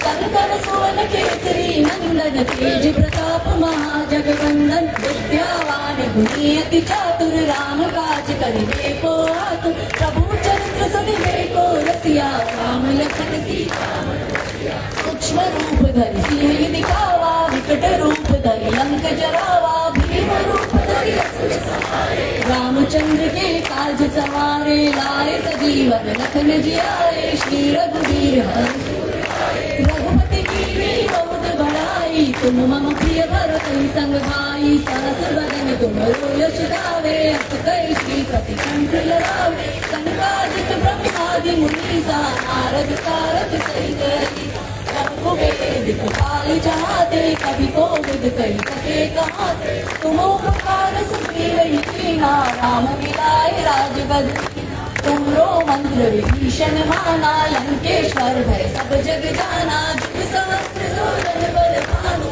लील्यो ताहि मधुर फल जानु। प्रभु मुद्रिका विमुख माहि, जल बिलांग कहि अचरज नाहि। दुर्गम काज जगत के जेते, सुगमानुग्रह तुमरे। राम दुआरे तुम रखवाले, होत न आज्ञा बिन पैसारे। सब सुख रहे तुम्हारी शरणा, तुम रक्षक काहू को डरना। आपन तेज सहारो आपे, तीनों लोक हाँफते कापे। भूत पिशाच निकट नहीं आवे, महावीर जब नाम सुनावे। नासे रोग हरे सब पीरा, जपत निरंतर हनुमत वीरा। संकट ते हनुमान छुड़ावे, मन क्रम वचन ध्यान जो। सब पर राम तपस्वी राजा, तिनके काज सकल तुम साजा। और मनोरथ जो कोई लावे, सोई अमित जीवन फल पावे। चारों जुग परताप तुम्हारा, है प्रसिद्ध जगत उजियारा। साधु संत के तुम रखवाले, असुर निकंदन राम दुलारे। अष्ट सिद्धि नौ निधि के दाता, स्वर दीन जानकी माता। राम रसायन तुमरे पासा, सदा रहो रघुपति के दासा।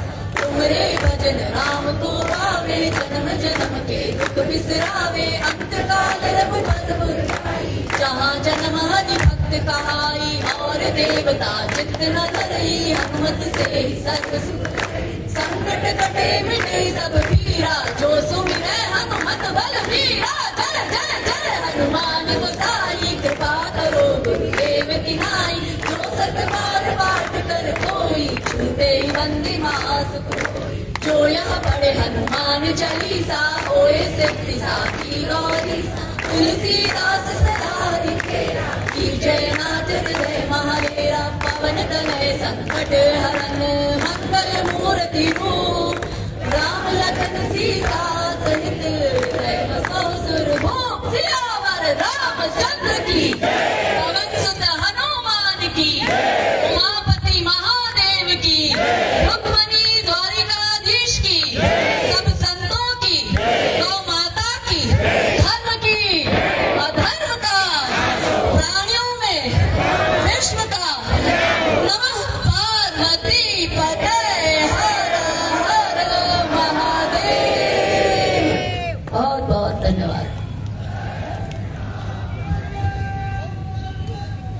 जय। अभी सब में इतना जोश चढ़ाए के बाद सबको दे दो तलवार ठोक।